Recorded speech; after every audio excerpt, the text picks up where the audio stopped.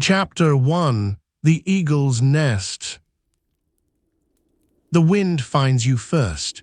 Before you see anything, before there is any shape to hold onto in the dark, there is the wind, and it does not blow the way wind blows in the lowlands. It does not gust and fall. It comes in long, steady breaths off the high snowfields, cold and clean, and tasting faintly of stone, and it moves through the rock the way water moves through a riverbed. You feel it against the side of your face. You feel it lift the loose edge of your wool robe. And you draw the wool a little, and you breathe in, and the air is so thin and so cold that it almost hurts, and almost feels like waking. You are very high up. You can feel that in your chest before you can see it with your eyes. The breath does not fill you the way it does below.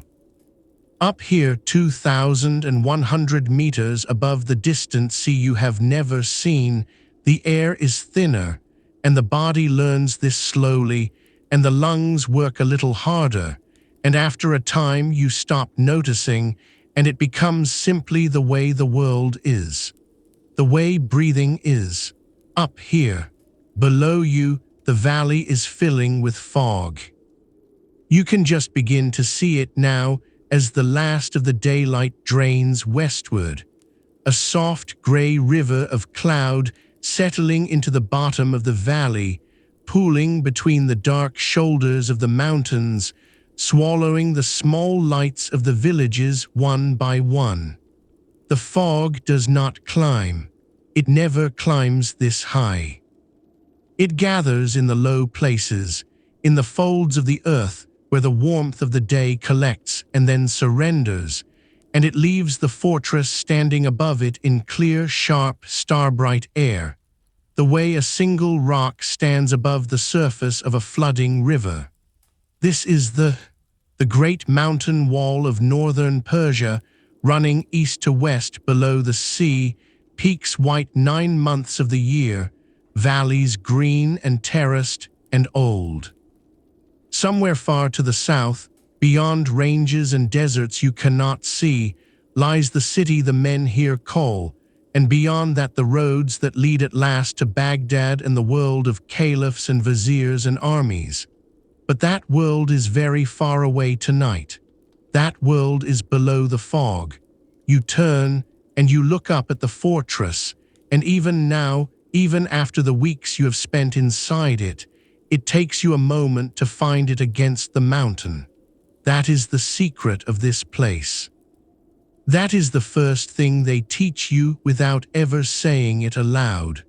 The walls are built from the same gray limestone the mountain is made of, from the very spur they stand on, and in the failing light they do not stand out from the rock.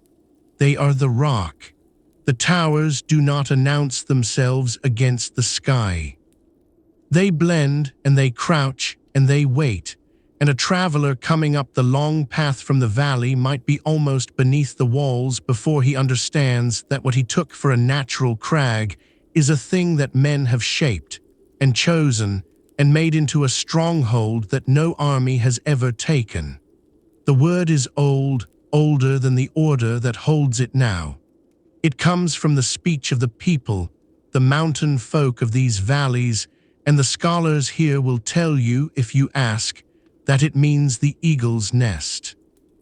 The nest of the eagle, though some among them, the careful ones, the ones who weigh every word, will say that it may instead mean the eagle's teaching, as though an eagle long ago had taught some forgotten king the place to build. Eagle's nest or eagle's lesson. Both are true to the feel of the place. Both belong to a thing that lives where eagles live, on the bare bone of the mountain, above the reach of the world. You came up that path yourself not so long ago. You remember it. The narrowness of it, the way it switched back and back upon itself, the way the rock fell away on one side into a depth that made your stomach turn, the way a single man with a single bow could have held that path against 100. You remember reaching the gate at last, breathing hard, and turning to look back the way you had come, and seeing the whole valley spread out below you, small as a thing you could hold in two hands. And you remember the strange feeling that came over you then. Not fear. Something almost like the opposite of fear. The feeling of having climbed beyond the reach of something. The feeling of safety so complete it becomes a kind of solitude. That is the feeling of this place. You will come to know it well. The rock the fortress stands on rises perhaps 180 meters above the floor of the valley, sheer on most sides, a cliff that no ladder could scale and no siege engine could reach. There is one way up, the path you climbed, and it can be closed. Below the walls, where the slope eases for a stretch, men have cut terraces into the mountainside, narrow shelves of soil held in place by stone, and on these terraces grow grain and beans and small twisted fruit trees and herbs whose smell, on a warm afternoon, drifts up over the battlements. The fortress feeds itself. The fortress waters itself, from springs and channels you will learn about in time. The fortress, should the need come, could close its single gate and live for years behind its walls while the world below grew tired and went home. Armies have come. Armies of the Seljuk sultans who rule the lands below and who would dearly love to see this place thrown down. They have come up that valley with their banners and their drums, and they have looked up at the grey walls that are not walls but mountain, and they have settled in to wait, to starve the eagle out of its nest. And the seasons have turned, and the fog has filled the valley and emptied again, and the snows have come and gone, and the fortress has simply gone on living, fed by its terraces and watered by its springs, and in the end the armies have always gone away. You have heard the older men speak of it. There is no boasting in how they say it. It is simply a fact, like the cold, like the wind. They do not take this place. They have never taken this place. You stand a moment longer on the edge of the high ground, where the rock falls away toward the fog, and you let the last light go. The sun is gone behind the western peaks now. The sky there is a deep red bleeding upward into violet, and as you watch, the violet deepens and the first star comes out, one, alone, low in the east, steady and white. The cold is settling onto the stone. You can feel it through the soles of your feet. Somewhere behind you, in the heart of the fortress, a fire has been lit, and the faint smell of burning cedar reaches you on the wind, resinous and sweet, the smell of warmth and of evening and of the day's work ending. You are a young man here. You are one of many. You have a name, but up here names matter less than what you are becoming. You are or you are learning to be one, which is not yet the same thing. You came to this mountain by a road you chose, for reasons that are yours, and now the mountain is teaching you its lessons, one cold breath at a time. This is your home now, this grey nest on the bone of the world, and the night is coming on. Come inside where it is warm. There is a long evening ahead of us, and the dark is patient, and so are we. Come in out of the wind. Let me show you the eagle's nest from the inside. Let me show you what it is to live here, between the fog and the stars, in the fortress that no one can take. Come in. The night is just beginning. Before we travel any further, if you are finding this peaceful, if this is helping you settle and rest, it would mean a great deal to me if you subscribed to the channel and left a like. It takes only a moment, and it helps this channel continue making these videos. And please, write something in the comments. Tell me where you are in the world right now and what time it is where you are. I am always genuinely curious. Write it in the comments when you have a moment. Now, let us continue. Chapter 2: The Man Who Never Comes Down. There is a window high in the wall of the inner keep that is lit when no other window is lit. You have noticed it. Everyone notices it sooner or later and then learns not to look at it too openly. It is a narrow slit, an arrow loop widened a little for a lamp, set high in the grey stone of the upper fort, and on most nights, on nearly every night, a thin warm light burns there, steady, late, long after the rest of the fortress has gone dark. You can see it now if you turn, a single point of amber against the black mass of the keep, like a low star caught in the rock. Behind that light is the man who never comes down. His name is Son of Ali called I, and he is the master of this place, though you have never seen his face and almost certainly never will. He does not walk the courtyard. He does not inspect the walls. He does not appear at the gate to greet the couriers who come up the valley road with messages sewn into their clothing. For more than 30 years, the older men say, he has lived behind that window and the few rooms around it, and in all that time he has descended from his quarters to the open courtyard of the fortress only twice. Twice. In 30 years. Try to hold that in your mind for a moment, here in the cold, while the cedar smoke drifts past you. 30 years in a handful of stone rooms. The same view from the same narrow window. The same walls. A man who took this fortress, who built an order that makes kings afraid, who is spoken of with terror from Cairo to Samarkand, and who has not felt the open sky on his face, or walked more than a few dozen paces in a straight line since before you were born. He does not do this because he is a prisoner. He does it because he has chosen it, and that, more than anything else, is what you have come to understand about the man behind the light. He is the most disciplined person in a fortress built entirely out of discipline. They tell his story in pieces here, the way you tell a story you all already know. He was born far to the south, in the city of Qum, perhaps 70 years ago, into a family of the Shia. As a young man, he had the kind of restless, hungry mind that cannot leave a question alone, and the questions led him, by long roads, to the Ismaili faith, to the belief in a living Imam, a guide descended from the Prophet through Ali and Fatima, who carries the light of true understanding in an age of darkness. And the Ismaili faith led him at last to Egypt, to Cairo, to the court of the Fatimid caliphs, where for years he studied mathematics and the turning of the stars and the geometry that underlies the visible world and theology and the deep art of reading the hidden meanings beneath the surface of holy words. He was a scholar before he was anything else.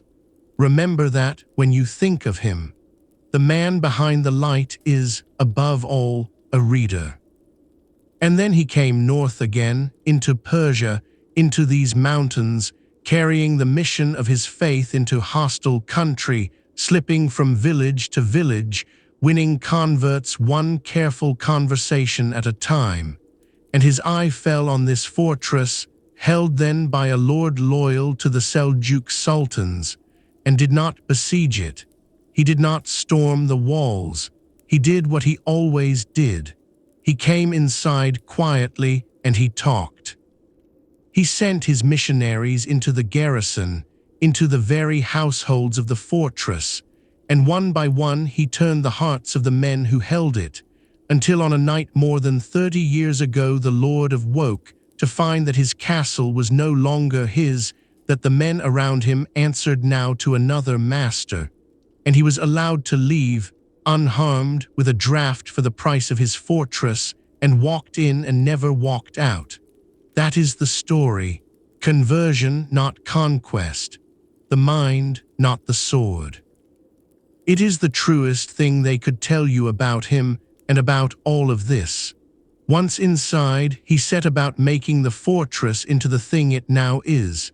He strengthened the walls, he dug the water channels, he planted the terraces, he gathered the books, and he laid down the law, his law, the strict, austere, unbending discipline that governs every hour of every day inside these walls. No wine. No music for idleness. They say a man who played a flute here for no reason but his own pleasure was sent down the mountain and never allowed to return. No softness, no display, prayer at its appointed hours, study in the hours between, work for every pair of hands. The life of a fortress that is also, in its way, the life of a monastery. And he held himself to that law more strictly than he held anyone. You have heard the hardest part of his story spoken only in low voices late, when the older men forget themselves a little. Had sons, and one of his sons, it is said, drank wine, the one thing forbidden above all others, and had him put to death for it, his own son. And another of his sons was suspected of a part in the killing of one of the missionaries, the S, and had him executed too, though it later seemed the suspicion may have been wrong. 2 sons, both dead by their father's law. You do not know what to do with that when you first hear it. None of us do. There is a horror in it, and there is something else in it that is harder to name. He would not bend the law for his own blood. He would not let the world say that the master's family lived by softer rules than the lowest. Whatever else he was not a hypocrite. The law that breaks you is the same law that breaks him. There is a terrible, cold fairness in it. And up here, in this fortress, where you have given yourself over to a discipline you did not yet fully understand, that terrible fairness is part of what holds the place together. He asks nothing of you that he has not asked, more cruelly, of himself. So now, when you look at that single late light in the high window, you understand it a little better.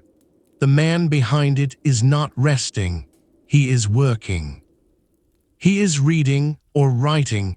They say he has written his own life story, and treatises on the nature of knowledge, on how we can ever be certain of anything in a world of competing claims, on mathematics and the motions of the heavens. He is composing the letters that will go out by courier across hundreds of miles of enemy country. He is praying in the way he has prayed for 30 years, alone, behind stone, above the fog. He will die behind that window in a year or 2 or 5, no one can say. He will die having outlived 2 of his own sons and a dozen sultans who swore to destroy him. And the fortress will go on, and the order will go on, long after the light in that window goes out for the last time. But not yet. Tonight the light still burns. Look at it once more and then look away, the way you have learned to. It is not for you to stare at. It is only for you to know that he is there. The man who never comes down, the reader on the mountain, the maker of the law you live by. And now the cold is in your bones, and there is a sound rising from inside the walls, low and many-voiced, and it is calling you. The first prayer of your evening is near. Come away from the wind. Come in toward the sound. Chapter 3. The Word They Call You. In the corridor, out of the wind at last, you stop for a moment in the dark and you breathe. The stone here holds the cold but blocks the wind, and that alone feels like warmth. The walls are close on either side, rough under your fingertips, and they smell of stone and of smoke and faintly of the oil that burns in the lamps. Somewhere ahead a single flame moves, throwing your own shadow long and wavering against the wall, and from deeper inside the fortress comes the murmur of voices gathering. Not words yet. Just the sound of many people in one place, the soft collective hum of a community drawing together as the light fails. And while you stand here, in the dark, in the warmth, let me tell you about a word. It is a word you will hear out there in the world below the fog, spoken about you and about the men of this mountain, though you will rarely hear it spoken here inside. It is a word the enemy uses. And in the centuries to come, long after these stones have fallen and this order has passed out of the world, it will be the only word most people remember. It will outlive the fortress. It will outlive the truth. The word is assassin. You should understand where it comes from, because almost everyone who uses it will be wrong about it, and the wrongness is itself a kind of weapon that has been turned against you. Your enemies, the Sunni chroniclers, the Seljuk officials, the crusaders who have heard of you only as a rumor from the east, call the men of this order and they say, with a knowing look, that the name means the eaters of hashish. They say that they are drugged. They say that the masters of this mountain feed their young men a narcotic to make them dream of paradise, and then send them out half-mad to kill, dazed and dreaming and unafraid of death, because they no longer know the difference between this world and the next. It is a vivid story. It is a story that makes the men who tell it feel safe, because it makes you into something less than a man, a drugged tool, a puppet, a creature without a will of his own. It is not true. You know it is not true because you live here. You eat the plain food of this fortress at its plain hours. You drink the cold spring water from the cisterns. You have never been given any drug, and you have never seen anyone given any drug, and the very idea of it, here in this place of fasting and discipline and ferocious sobriety, is almost laughable. This is a fortress where a man was expelled for playing a flute. Do you imagine they would hand out narcotics? The library here, which you will see, holds tens of thousands of pages on theology and law and the stars and the deep reading of the holy texts, and in none of them is there a word about such a practice. The name is a slander. It was invented by people who feared you and did not understand you, and who reached, as frightened people always do, for the most degrading explanation they could find. The careful scholars, the ones who weigh words, believe the truth is something quieter and stranger.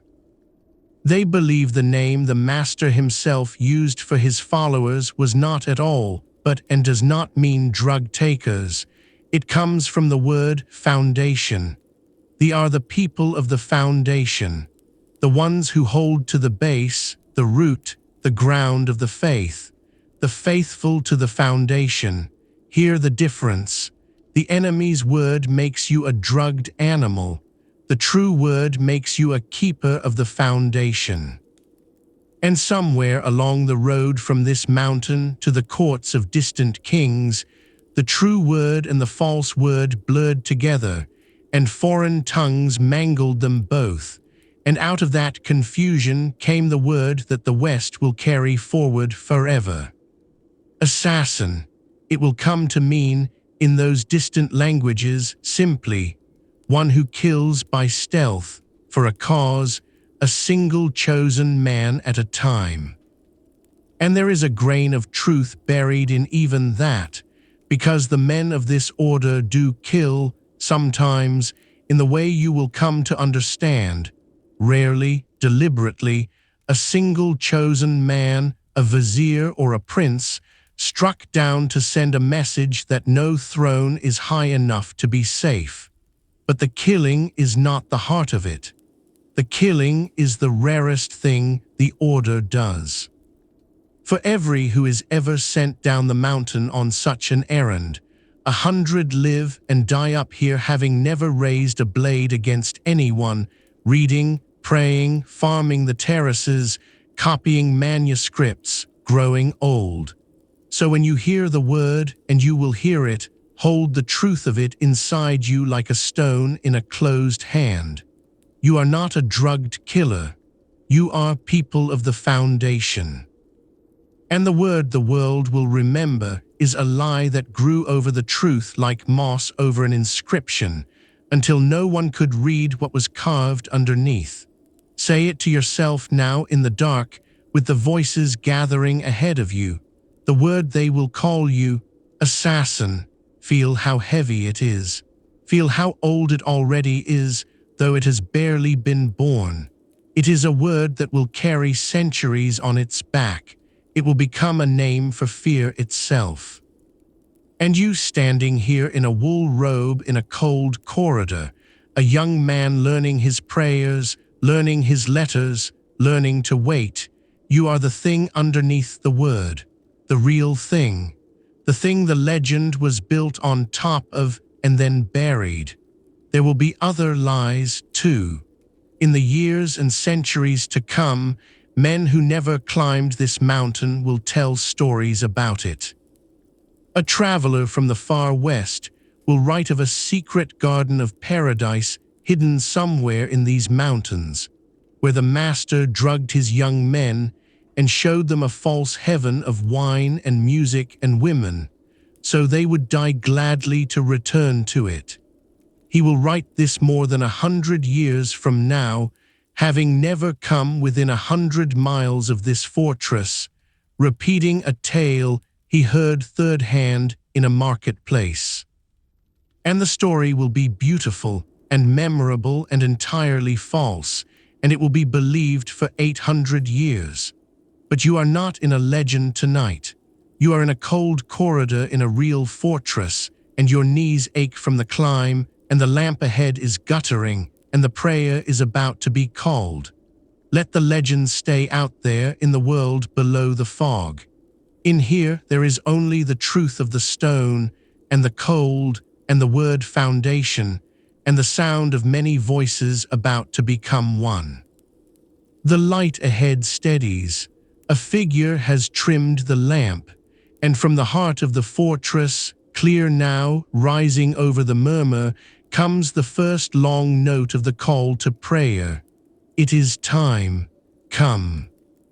Chapter 4. The Sundown Prayer. The call unrolls through the stone like water finding its level. It begins as a single voice, somewhere near the center of the fortress, rising and falling in the long curved lines of the call to prayer, and the sound moves outward through the corridors and chambers, and as it moves, the fortress answers. Doors, footsteps, the soft shuffle of many people setting down whatever they held and rising and turning in the same direction, like iron filings turning toward a magnet you cannot see. You feel it happen around you. You feel yourself become part of it. You are no longer a single young man standing in a corridor. You are one body in a body of many, all turning the same way at the same moment, all answering the same voice.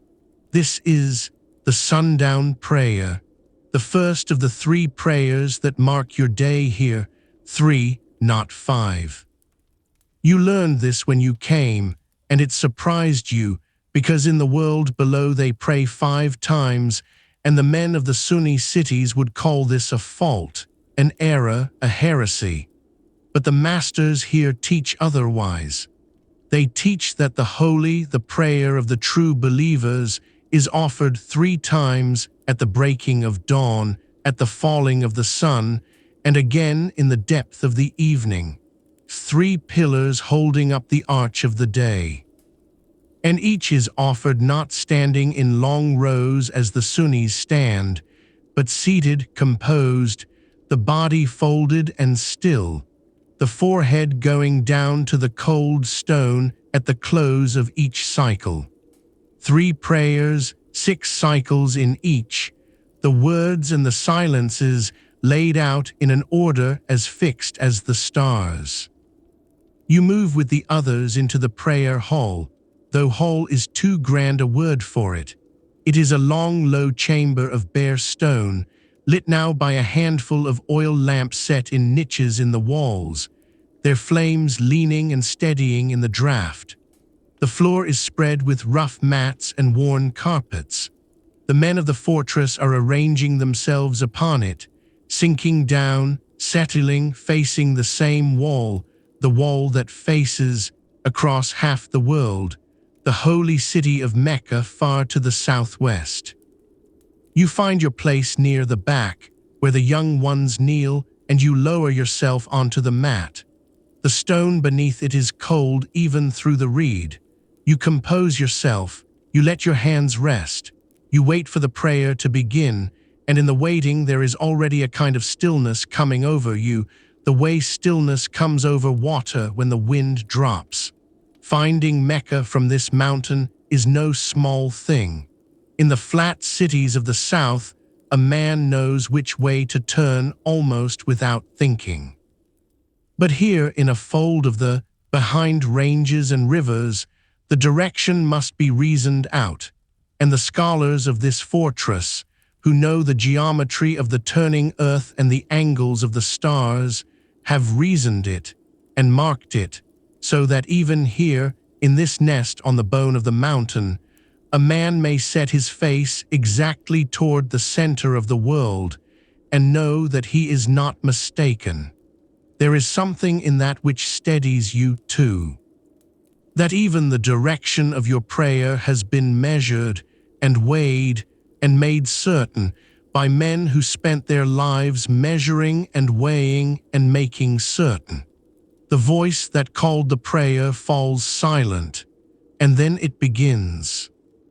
Opens as all prayer opens with the Fatiha, the 7 verses that every believer carries in his heart from childhood, the praise and the plea, guide us upon the straight path, the path of those whom you have favored. The words rise softly from 100 mouths at once, not in perfect unison, but in a loose overlapping murmur, some a half beat ahead, some behind, so that the sound is not a single voice but a low woven cloth of voices, and you add your own thread to it, your lips moving, the familiar words coming up out of you without effort, worn smooth by 1,000 issues. And then the prayer moves on into the verses chosen for the words drawn from the chapters the masters have set, verses of the about faith and obedience and the favor of God upon those who turn toward Him, the verses of the women, the verses of the table, the verses of the victory. You do not understand every word. The Arabic is older and higher than your own tongue, but you do not need to understand every word. The understanding is not the point of this. The turning is the point. The folding of the body and the folding of the will, the laying down of the day, the long exhale of a creature setting aside its small frantic self and pointing itself, for a few minutes, at something larger than the mountain it stands on. You bow, you straighten. At the close of the cycle, you bring your forehead down to the mat, to the cold stone beneath the mat, and you hold it there, and in that posture the lowest a body can make itself, the smallest, there is strangely no smallness, there is rest. The cold against your brow, the weight of your own head given over to the floor, the sound of the others around you doing the same, the soft collective sigh of 100 bodies bowing at once. For the length of that prostration, you are nothing and you are held, and the two feel like the same thing. You rise, you begin the next cycle. Outside the narrow window slits, the last red has gone out of the sky, and the lamps seem brighter now against the dark, and the chamber has grown warmer simply from the breath and presence of so many living bodies pressed together in the cold stone. This is the rhythm of your days. 3 times the world stops. 3 times the fortress turns as one toward the center of the world. The dawn prayer pulls you up out of sleep into the gray cold. The sundown prayer, this one, folds the day closed. And the evening prayer, hours from now, will seal the night. Between them is everything, the work, the study, the eating, the waiting, but the prayers are the bones of it. The prayers hold the shape. The last cycle ends. The final words are spoken. The last forehead lifts from the last mat. And for a moment, for one long-held moment, no one moves. The chamber is utterly still. 100 people kneeling in lamplight in a cold stone room high above a fog-filled valley, and not one of them stirring, the only sound the small hiss and flutter of the lamp flames, and very far off, beneath everything, the wind. And then the fortress breathes. Quietly, slowly, the men begin to rise. Joints crack, robes rustle. Low voices murmur a word to a neighbor, a hand on a shoulder. The spell loosens, and ordinary life flows back in, and the evening, the real evening, the long, quiet evening of the fortress begins. You stay kneeling a moment longer than the rest. You are in no hurry.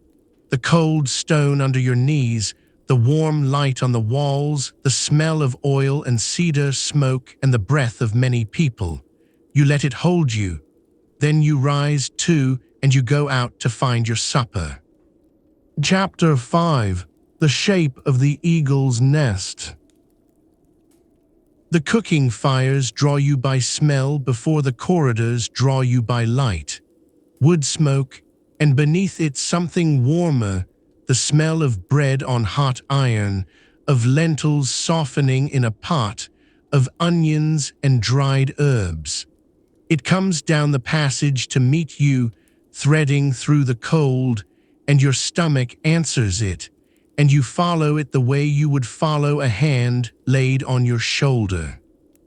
But you are in no hurry, and the fortress is quiet now in the hour after prayer, and so you let yourself wander a little, the long way round, and as you walk, the shape of the place arranges itself in your mind, the way a thing you live inside slowly becomes a thing you understand.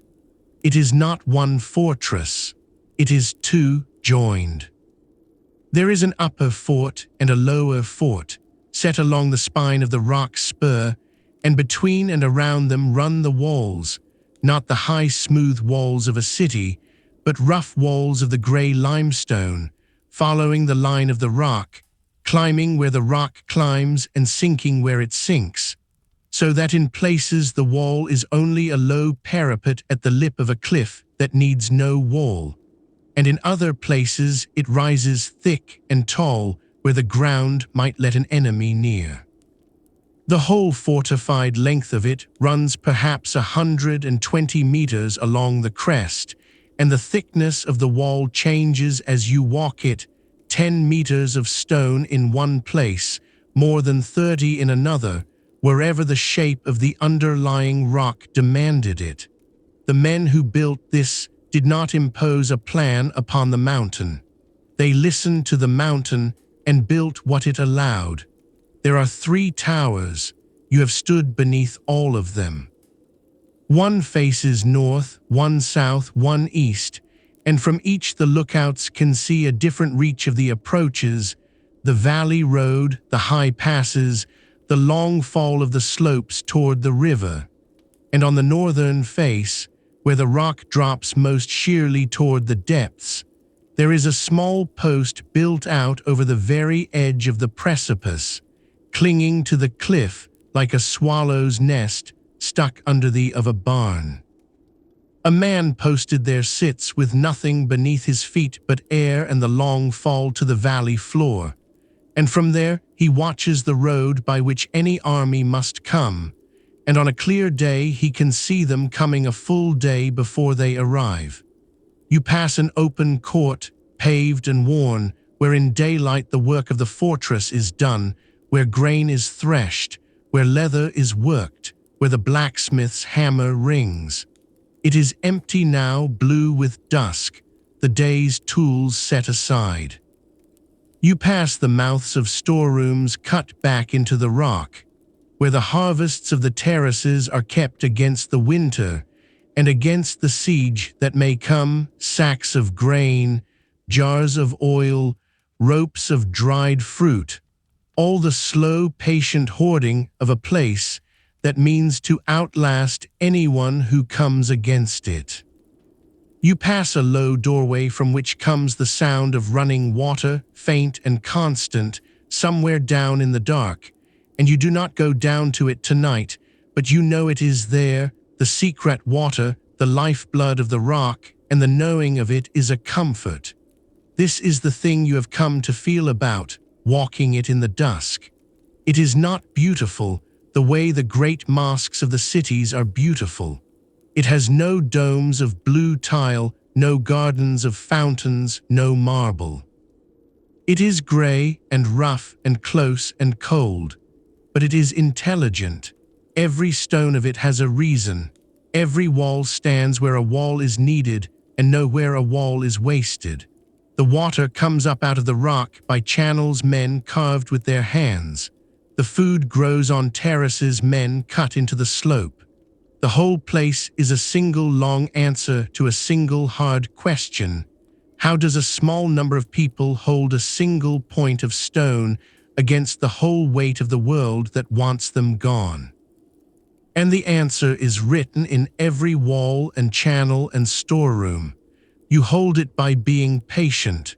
You hold it by needing nothing from outside. You hold it by becoming yourself as much like the mountain as a thing made by men can be. The armies have learned this.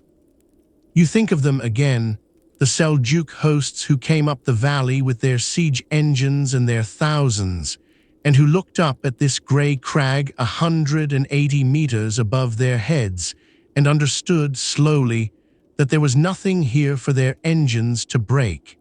You cannot batter down a mountain. You cannot starve a fortress that grows its own food and draws its own water. You cannot scale a cliff into the teeth of men who have all the time in the world. So the armies sat in the valley, and the fog rose around them in the mornings and chilled them, and the fortress sat above the fog in clear cold air and watched them and waited, and in the end the armies always broke first. Not the stone, never the stone. You climb a short stair, worn into a smooth runnel down its center by the passage of feet, and you come out onto a stretch of the eastern wall, and you stop. From here, in the last of the light, you can see the whole long body of the fortress laid out along the rock, the dark mass of the upper fort against the deeper dark of the mountain behind it, the lower fort below, the towers, the single lit window of the master in the keep, and below all of it, far below, the grey sea of the fog filling the valley, and above all of it, the first scattering of stars in a sky going from violet to black. A figure passes you on the wall, a man older than you, robed, walking the round of the watch without hurry, his footsteps soft on the stone. He nods to you and you nod back, and he goes on, and his shape merges into the dark of the wall and is gone. You are alone again with the wind and the stone and the gathering night. This is your home, this grey, intelligent, patient nest on the bone of the mountain. You did not build it. You will likely not see it fall. You are one pair of feet on a stair worn smooth by 10,000 feet before yours, one warm body in a cold stone body that has outlasted armies and will outlast you. And far from being a lonely thought, it steadies you the way the measured direction of your prayer steadied you, the way the secret sound of the running water steadies you. You are small, and the mountain is large, and the mountain holds. But you are hungry now, and the smell of the bread has been pulling at you this whole while, and the others will be gathering. Come down off the wall, come in toward the fire. It is time to eat. Chapter 6. The Evening Meal. The room where you eat is low and warm, and full of the orange light of the fire. You come in out of the cold corridor, and the warmth wraps around you all at once, and you stand a moment in the doorway letting it soak into your hands and your face. A fire burns in a stone hearth at one end, cedar and mountain scrub, snapping softly, throwing its restless light up the walls. The smoke rises and finds its way out through a vent in the roof, but enough of it lingers to scent the whole room, that resinous sweetness layered now over the smell of food. Men sit cross-legged on the floor in loose circles, on mats and worn carpets, and a cloth has been spread in the center of each circle, and on the cloth the food is laid. You find a place and lower yourself down, knees folding, and the man beside you shifts a little to make room without a word, and you are in. The food of his plane. You knew this before you came, and you have come to know it more deeply since. And tonight, as on every night, the plainness is itself a kind of teaching. There is no meat, there is rarely meat, in this fortress on its bare rock, where every animal must be fed from the terraces or driven up the long path, and where the discipline of the place leans always toward less rather than more. There is bread, and there is more bread than anything, flat rounds of it, baked that day on hot iron griddles over the fire, blistered and charred at the edges, still faintly warm, torn by hand and shared. You take a piece, and the smell of it up close is the best thing you have smelled all day, and you tear from it and chew, and the warmth and the simple grain sweetness of it fills your mouth, and you understand, not for the first time, how a thing as plain as bread can taste like a gift when you are cold and hungry and high on a mountain. There is a stew of lentils, thickened and dark, flavored with the herbs that grow on the terraces below. You can taste them, sharp and green and a little bitter, the herbs of these high slopes, and you do not know all their names, but you know their taste now, the taste of this place. You scoop the stew with the torn bread, in the way everyone here eats, no spoon, the bread the spoon, the hand the tool. There are beans, and there is a dish of grain boiled soft. And there is dried fruit, apricots and mulberries dried on the terraces in the late summer sun and stored against the winter, and these are the sweetness of the meal, leathery and intense, holding the warmth of a sun that set months ago. To drink, there is water. Cold, clear spring water, drawn up from the cisterns deep in the rock, water that began as snow on the high slopes and ran down through stone channels in the dark to wait for you here.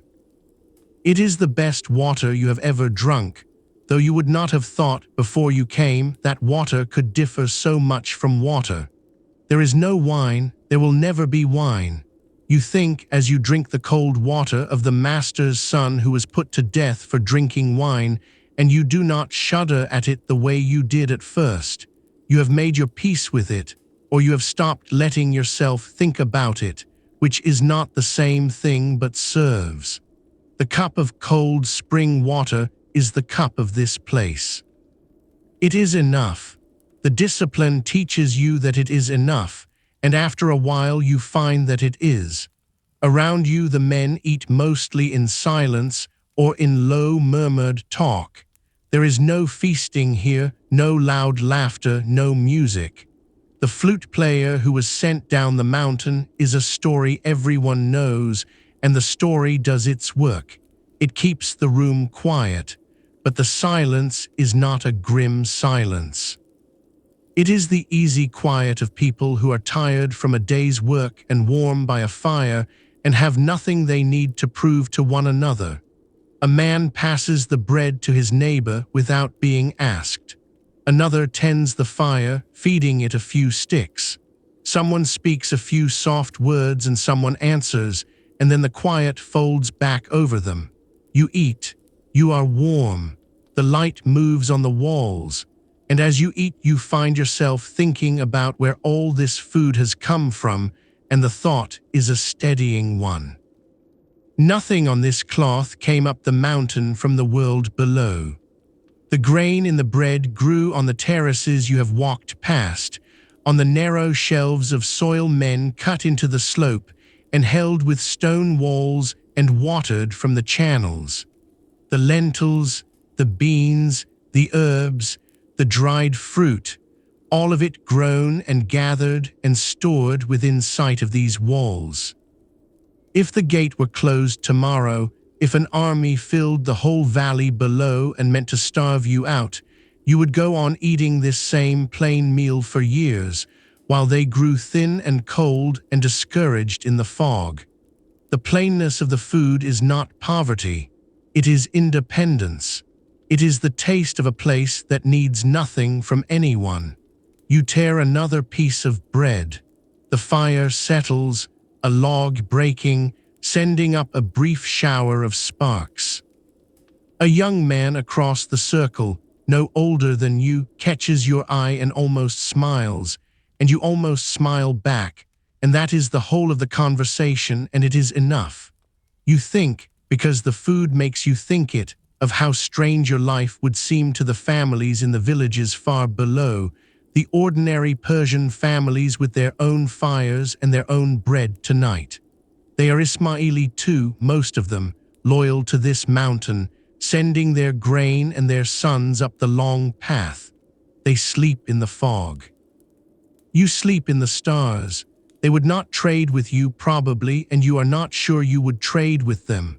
There is a hardness to this life that they do not have, and a clarity that they do not have either, and you are still learning which of those two things matters more, and whether they are perhaps the same thing. The meal winds down. The bread is gone, the bowls scraped clean with the last torn crusts. Hands are wiped. A man rises and gathers the cloth, shaking the crumbs into the fire. The circles loosen. Some men will sleep soon, the dawn prayer comes early and hard, but you will not sleep yet. Your evening is not over. There are lessons still to come in the deep of the night, in the cold corridors, the long, slow work of becoming what you came here to become. You drink the last of your cold water. You rise and your knees protest and you let them. You bow your head a moment in thanks, the way you were taught, for the bread and the warmth and the fire and the day. Then you go out, back into the cold, toward the next thing.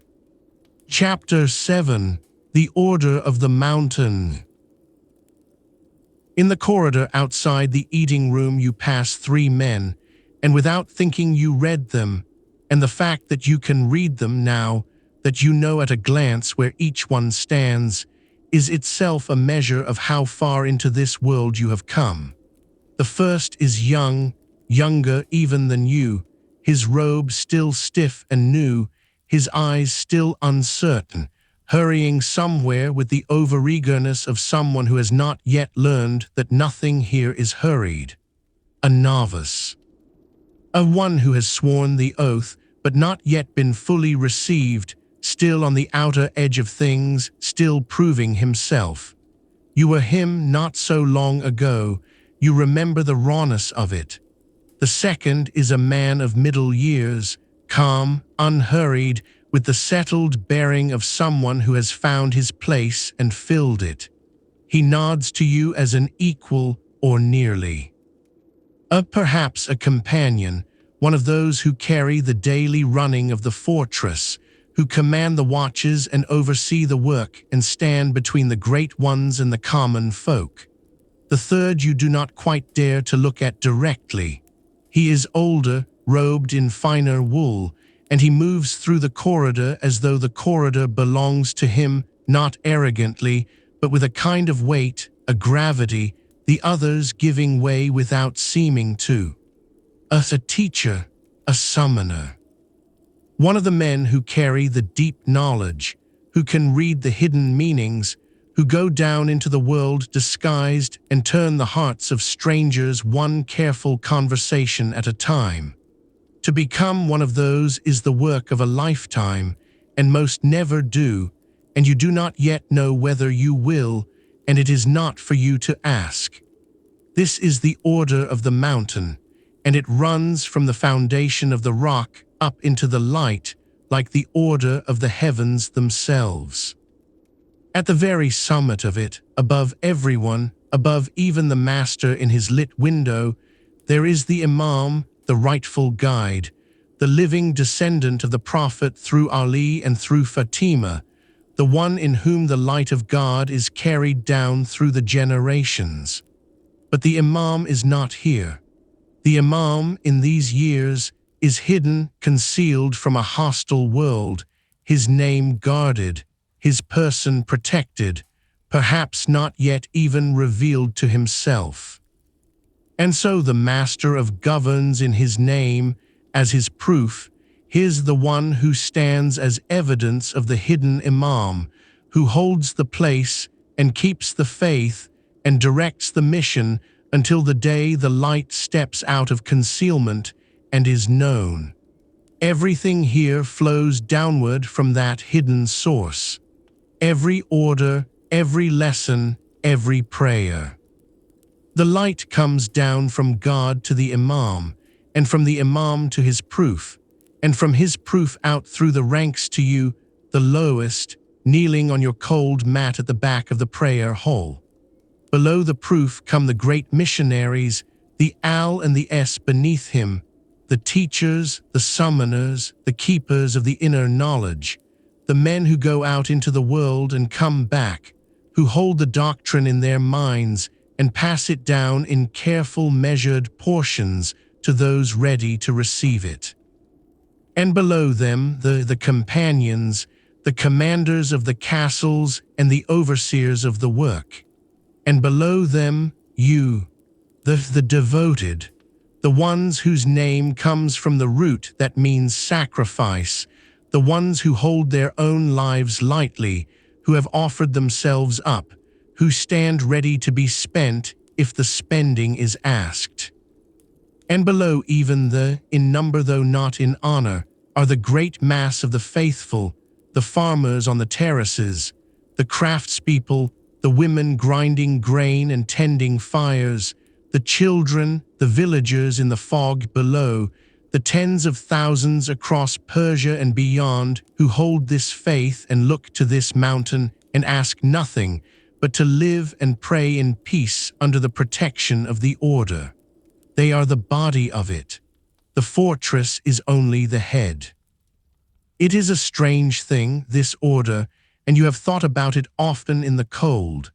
From the outside it looks like a chain of command, like an army, like the household of a king, rank below rank, obedience flowing down, service flowing up. And it is that. But it is also something the world below does not understand and could not understand. It is a chain of light. The obedience you give is not the obedience a soldier gives a general or a servant gives a lord. It is the obedience of a man who believes that this chain, this exact chain, from God to Imam to proof to teacher to you, is the one true path by which understanding comes down into the world.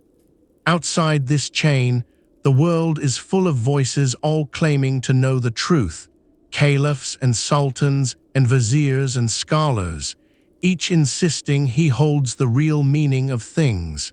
And the Master here teaches you to doubt all of them, to doubt every voice that is not in the chain. And in that great doubt, in that refusal of every outside authority, there is a strange and total freedom, and at the bottom of the freedom, one certainty, one chain, one light, which you hold to all the harder for having let go of everything else. So when you give your obedience here, it does not feel to you like submission. It feels like the opposite.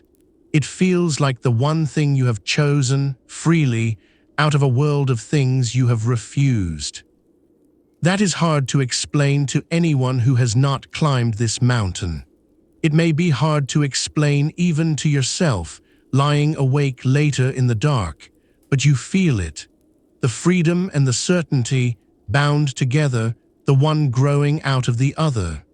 The three men you read in the corridor have all passed now, gone their separate ways into the fortress, each to his own place in the order, the novice and the companion and the teacher. And you stand a moment alone in the passage, somewhere in the middle of the chain, the light coming down to you from above and your own small service flowing up. Then you go on toward the lesson, toward the dark corridors where the long work of the night begins. Chapter 8. What it truly is.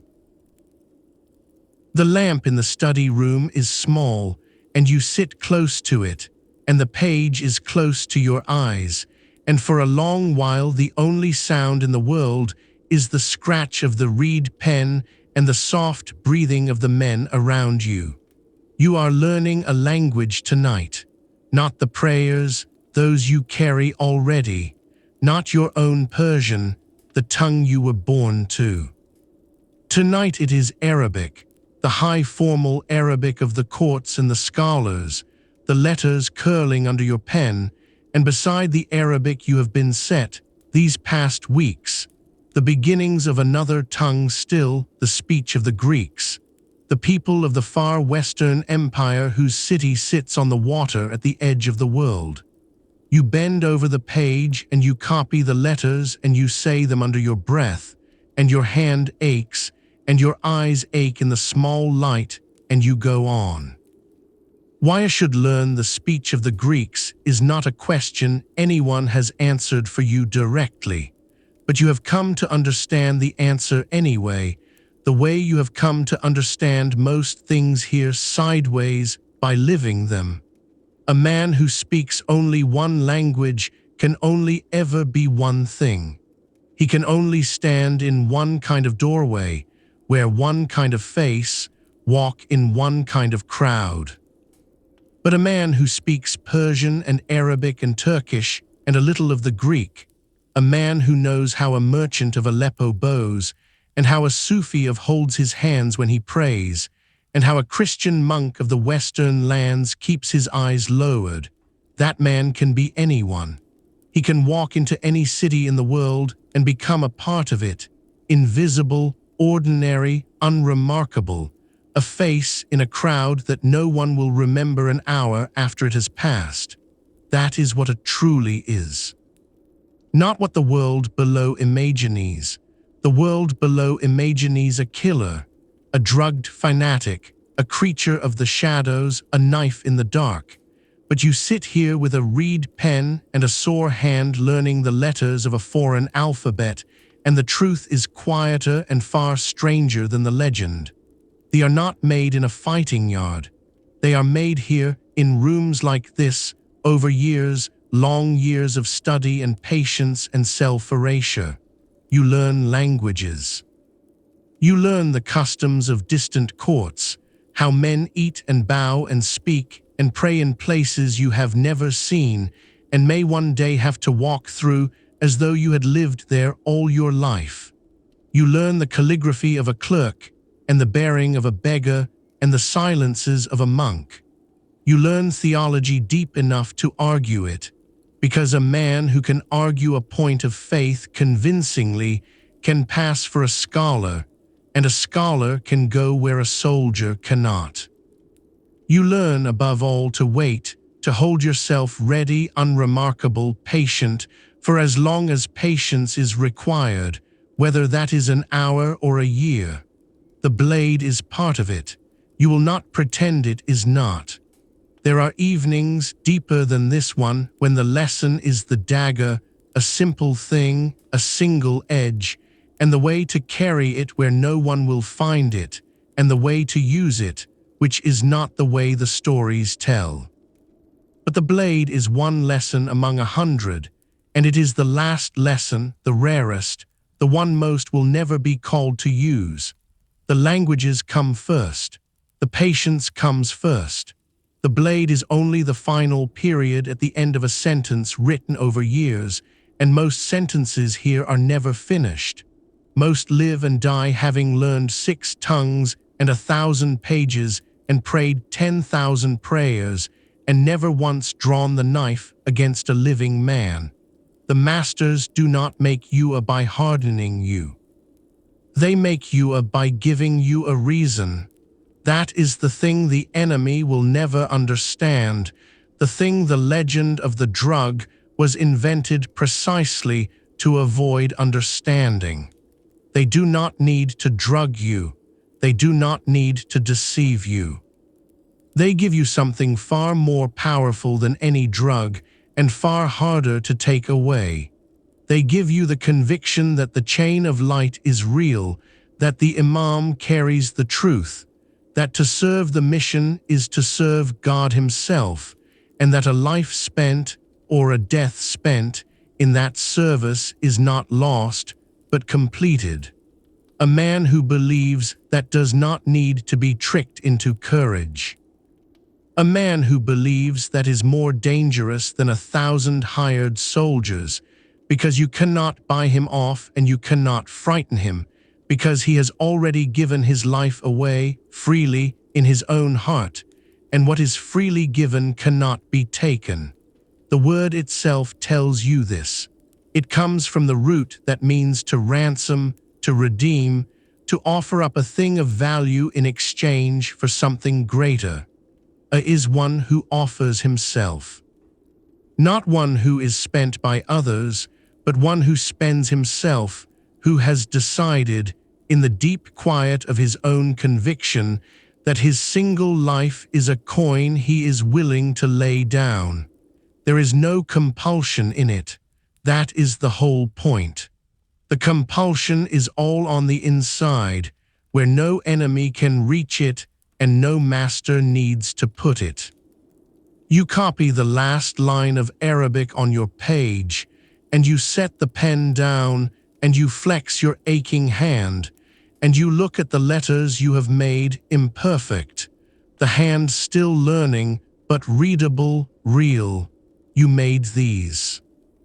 Out of nothing, out of the small light and the long evening and your own sore patience, you made a page of a language that was not yours, and tomorrow you will make another, and in a year you will read it as easily as your own tongue, and in 5 years, perhaps, you will walk through a city where this tongue is spoken, and no one will know that you are not one of them. That is what you are becoming, not a monster. Something more patient than a monster, and more frightening to your enemies precisely because it is so patient. A man who can become anyone, a man who has already given his life away and so has nothing left to fear. A keeper of the foundation, hidden inside the world like a meaning hidden inside a verse. The lamp gutters, someone trims it. The night is not over. There is more to learn before you sleep. Chapter 9. The Long Work of the Dark. They move the lessons out into the corridors now, where there is no lamp at all. This is the part of the evening you found strangest when you first came, and have come slowly to find the most beautiful. The study of the page is done, the pens are set aside, and now the older lead you out into the unlit passages of the fortress, into true darkness, the kind of darkness the world below almost never holds. No lamp, no fire, no glow of any window, only the faint gray of the stars falling through the occasional slit in the wall, hardly light at all. And in that darkness, they teach you to move. You stand at the head of a corridor you have walked 100 times in daylight, and now you cannot see it, and you must cross it without sound.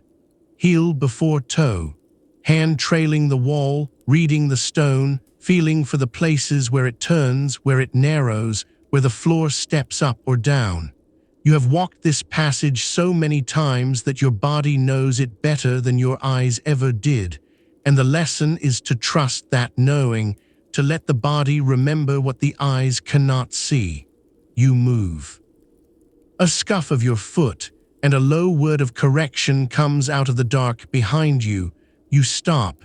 You begin again, slower, softer, until you can cross the whole length of it, and the man listening at the far end does not hear you come, and his silence when you reach him is the only praise you will get, and it is enough. This is not a game. You understand that even doing it. A man who can move in darkness without sound is a man who can wait in a strange house through the night, who can cross a sleeping caravanserai, who can stand for hours in a shadowed doorway in a foreign city and be taken for nothing at all. A bundle of cloth, a beggar asleep, a shadow among shadows. The skill of being unseen is the truest skill that has, far truer than the blade, because the blade is used once and the unseenness is used always. And so you train your patience as hard as you train your body. There are exercises in stillness to sit or to stand perfectly motionless for longer than you would think a body could bear, until the legs ache and then go numb and then become a thing you no longer feel, until the mind, deprived of motion, grows very quiet and very clear. The older men tell you that this is the hardest skill of all and the most necessary. Anyone can strike, few can wait. The whole art of the order, when it sends a man down the mountain at all, is the art of the wait, the long patient becoming part of a place, the weeks or months of being no one, of going unremarked, of letting the moment ripen on its own time. For you must understand what the moment is, on the rare occasions it comes. The order does not kill in the dark. This is the thing that most surprises the people who hear of it. When the order strikes, and it strikes rarely, a handful of times in a generation, a single chosen man, a vizier or a prince or a general, it does not strike by stealth in a curtained room. It strikes in the open, in the marketplace at noon, in the mosque at the Friday prayer, in the full sight of the court before 100 witnesses. A single who has waited weeks or months in plain sight, who is known to everyone as a harmless thing, a servant, a guard, a holy man, steps forward at the appointed moment and does the thing he came to do openly with a single blade aimed at the chest in front of all the world. And he does not run.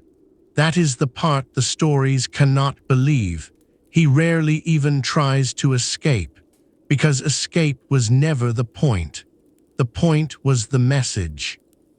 The point was that everyone watching should see and remember and carry the news to every court in the world, that no wall is high enough, no guard is thick enough, no throne is safe, that the order can reach anyone anywhere in the full light of day, and that the man who carries the message holds his own life so lightly that he will spend it without flinching to deliver it. A killing done in secret frightens one man. A killing done in the open by a man who does not flee frightens every man who ever hears of it. The theater is the weapon. The blade is only the property the play requires.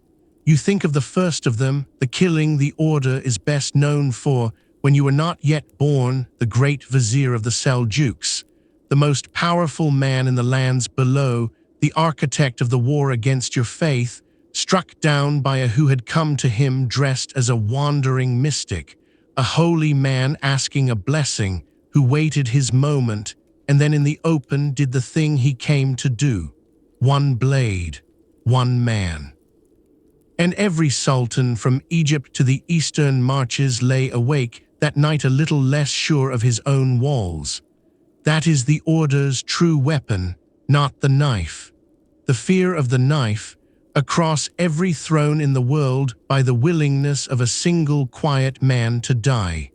But all of this, the open killing, the message, the dying without flinching, all of it is for the rarest few and may never be for you at all. Tonight it is only the dark corridor and the silent step and the stillness exercise and the patient unlearning of haste. You cross the passage one more time, and this time you make no sound at all, none, the whole length of it, and you reach the end, and the man there says nothing, and you stand together in the dark, breathing, two shapes the night does not distinguish from the stone. And then the lesson is over as quietly as it began. The men disperse. Somewhere a lamp is lit again, far off, a small warmth in the black. You feel your way back toward it, slowly, in no hurry, your body reading the stone, your mind very quiet and very clear, the way the stillness has made it. The long work of the dark is done for tonight.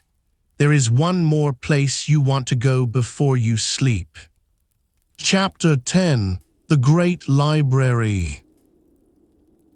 The library has its own smell, and you know it before you reach the door, the dry, faintly sweet, faintly dusty smell of ink and parchment and old leather, and the lamp oil they burn here long into the night, and under it, all the cold mineral smell of the stone that holds it.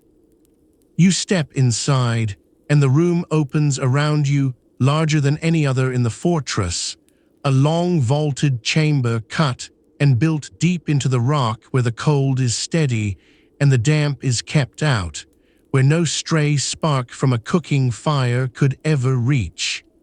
Lamps burn in their niches, more of them than anywhere else because here, of all places, the light is needed and the light is allowed.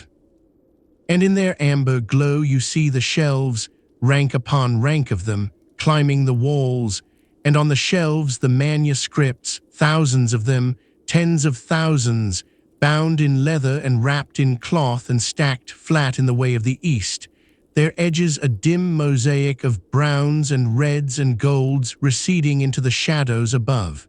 This is the heart of the fortress, not the prayer hall, not the master's lit window, not the towers or the walls. This, the room of books. You stand a moment just inside the door and let the size of it settle on you, the way the size of the mountains settled on you out on the wall.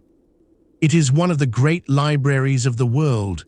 The scholars who come here say so, and they have seen the others, the libraries of Baghdad and Cairo and Cordoba, and they say that this one, hidden on its mountain, holds treasures that those great cities would give much to own. Here are the commentaries on the shelf upon shelf, the slow, patient unfolding of the holy text by generations of readers.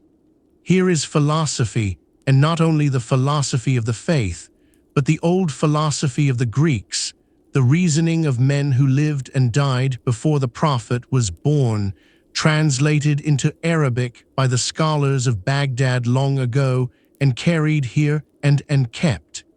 Here is astronomy, the tables and the diagrams of the turning heavens.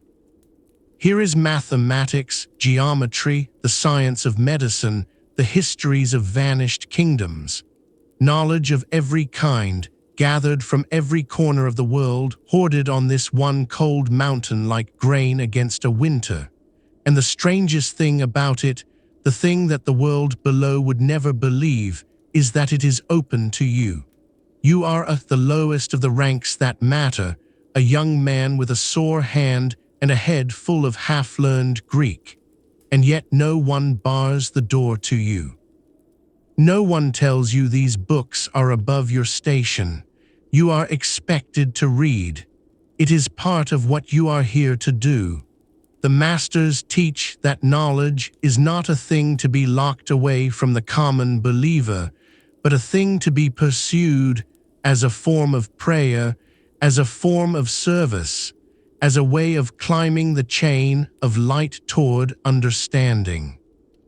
The same young man who is learning to cross a corridor in silence is welcome this same night to take down a treatise on the motions of the stars and read it by lamplight until his eyes give out. And scholars come here from the whole world to do exactly that. This is perhaps the strangest thing of all about the order the world fears. They open their library to outsiders, to scholars of other sects, men who do not share the faith of the mountain at all, Sunni philosophers and physicians and astronomers, and they host them for months at a time, feed them and house them, and let them read freely among the treasures of the shelves.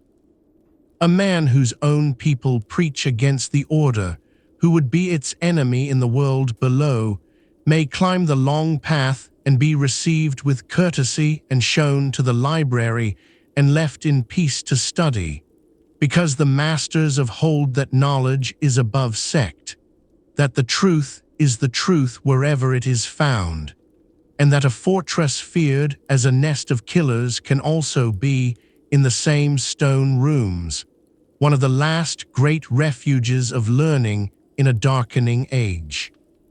You walk slowly along the shelves, your fingers not quite touching the spines, reading the titles where you can, the lamplight moving with you. Somewhere in this room, they say, are the writings of the master himself, the account of his own life, the treatises he has composed in 30 years behind his lit window on the nature of knowledge, on how a man can ever be certain of anything in a world of competing claims, on mathematics and the heavens. You do not know which shelf holds them. Perhaps they are kept apart. But the thought of them is here in the room with you, the words of the man who never comes down, written in the same long nights you are living now, by the same lamplight, out of the same cold and the same discipline. You take down a book at last, a treatise on the stars, its diagrams careful and strange, circles within circles, the paths of the wandering lights traced across the heavens by some patient hand long ago. You carry it to a low table near a lamp and you sit, and you open it and you read. The room is nearly silent. Far off, another reader turns a page. The lamp hisses softly. The cold of the stone seeps up through the floor and you do not mind it. The diagrams swim a little in your tired eyes, the circles within circles, the long slow turning of the heavens, and you follow them as far as your tiredness will let you and a little further. This is the thing you will remember, perhaps, longer than any other thing when you are old if you grow old. Not the blade, not the dark corridor. This. The smell of ink and stone, the amber light on 1,000 pages, the strange peace of a fortress of feared men that is also, in its deep heart, a room full of books, open and waiting, where a tired young man may sit late and read about the stars he will go out and look at in a little while from the top of the world. You read until the letters blur. Then you close the book gently and you carry it back and you set it in its place. And you go out toward the cold, toward the stars themselves. Chapter 11. The Hidden Meaning. But before you climb to the stars, sit a moment longer in the warmth of the library, because there is something here you have been circling all evening without quite touching, and it is the thing that holds the whole fortress together beneath the stone. It is a question. The oldest question, the one the master spent his life on, the one the books on these shelves keep turning over and over. How do you know what a thing truly means? Take any verse of the holy, the same verse a man in any mosque in any city below might recite. On its surface, it says what it says. The plain words, the outer meaning, the meaning that every believer can read and recite and obey. The order does not deny that surface. They call it the outer, the apparent, the visible face of the text. The fast is a fast. the prayer is a prayer, the law is the law. And for most of the believers in the villages below, in the fog, the outer meaning is enough. It is true, it is good, it carries them through their lives. But the masters here teach that beneath the outer meaning there is another, an inner meaning, hidden, deeper, truer. They teach that the holy words were given with two faces, one turned toward the crowd, plain and clear, and one turned inward, toward those prepared to receive it, where the real and final significance lies folded like a flame inside a lamp. The outer meaning is the lamp. The inner meaning is the light the lamp was made to carry, and to read the outer meaning only, to take the words at their surface and go no further, is to hold the lamp and never see that it was made to be lit. This is the deepest teaching of the mountain, the secret beneath all the secrets. Every verse has its inner sense. Every law has its hidden purpose. Every story in the holy book is also a story about something else, something that the surface only points toward. And the work of unfolding that inner meaning, of moving from the outer to the inner, from the lamp to the light, has a name. They call it the carrying back, the leading of the words back to their true source and meaning. And here is the thing that makes it dangerous, and the thing that makes it precious, and the reason the whole chain of light exists. You cannot do the alone. You cannot simply sit with the text and reason your way down to the inner meaning by your own cleverness. That way lies 1,000 errors, 1,000 men each inventing his own private truth. The very chaos of competing voices the master taught you to distrust. The inner meaning is not guessed. It is given. It comes down, like everything here, through the chain, from God to the imam to the proof to the teacher, each carrying the keys to the locks below him, each opening the inner sense for those beneath who are ready to receive it. The imam holds the keys to the deepest doors. To follow the imam is not blind obedience to a man. It is the only way to read the true meaning of the world. Do you see now why the obedience here does not feel like submission? Out in the world, every authority claims to hold the truth, the caliph, the sultan, the scholars of the great mosques, each insisting that his reading of the holy words is the correct one. And the master taught you to doubt every one of them, because not one of them holds the keys. They have the lamp and call it the light. They read the surface and mistake it for the depth. And in that great doubt of every false authority, you found your freedom, and at the bottom of the freedom, the one thing you do not doubt, the chain, the keys, the inner light that comes down through the imam alone. It is a beautiful idea, sitting here in the lamplight with the books all around you. The whole world is a text with a hidden meaning. The mountain itself, the stone, the stars you are about to climb to see, all of it a surface, an outer face, beneath which a truer thing is folded, waiting to be carried back to its source by those who hold the keys. The grain of bread you ate tonight had its inner meaning. The cold water from the cistern had its inner meaning. Your own life, your own patient nights of study, your own small place at the bottom of the chain, all of it has an inner meaning that you cannot yet read, but that you trust is there, given, descending, waiting for the day you are ready. This is what the carries inside him, beneath the languages and the silence and the patience. Not a drug, not a trick, a way of seeing the whole world as a thing with a hidden depth, and a place for himself inside the one chain that can read that depth truly. It is the most ordered thing imaginable and the most freeing thing imaginable at once, and it is why a man will give his life lightly, because he has come to believe that this life, this surface, this outer day is the lamp, and that the light it was made to carry does not go out when the lamp is set down. You sit with that a while in the warm room among the books, and then the cold of the stone reminds you of the cold air outside and the stars that are waiting, and you rise and you go up. Chapter 12. The Water in the Rock. On the way up, you take the long stair that passes the mouth of the cistern, and tonight, instead of going by, you stop, and you go down into the dark to listen to the water.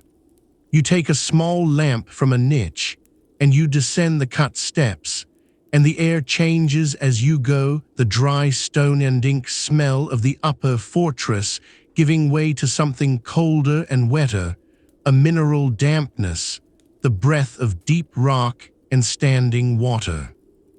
The stair turns and turns again, and the lamplight throws your shadow huge against the walls, and then the walls fall away on either side, and you are standing at the edge of a great dark space, and below you, black and still and faintly stirring, is the water.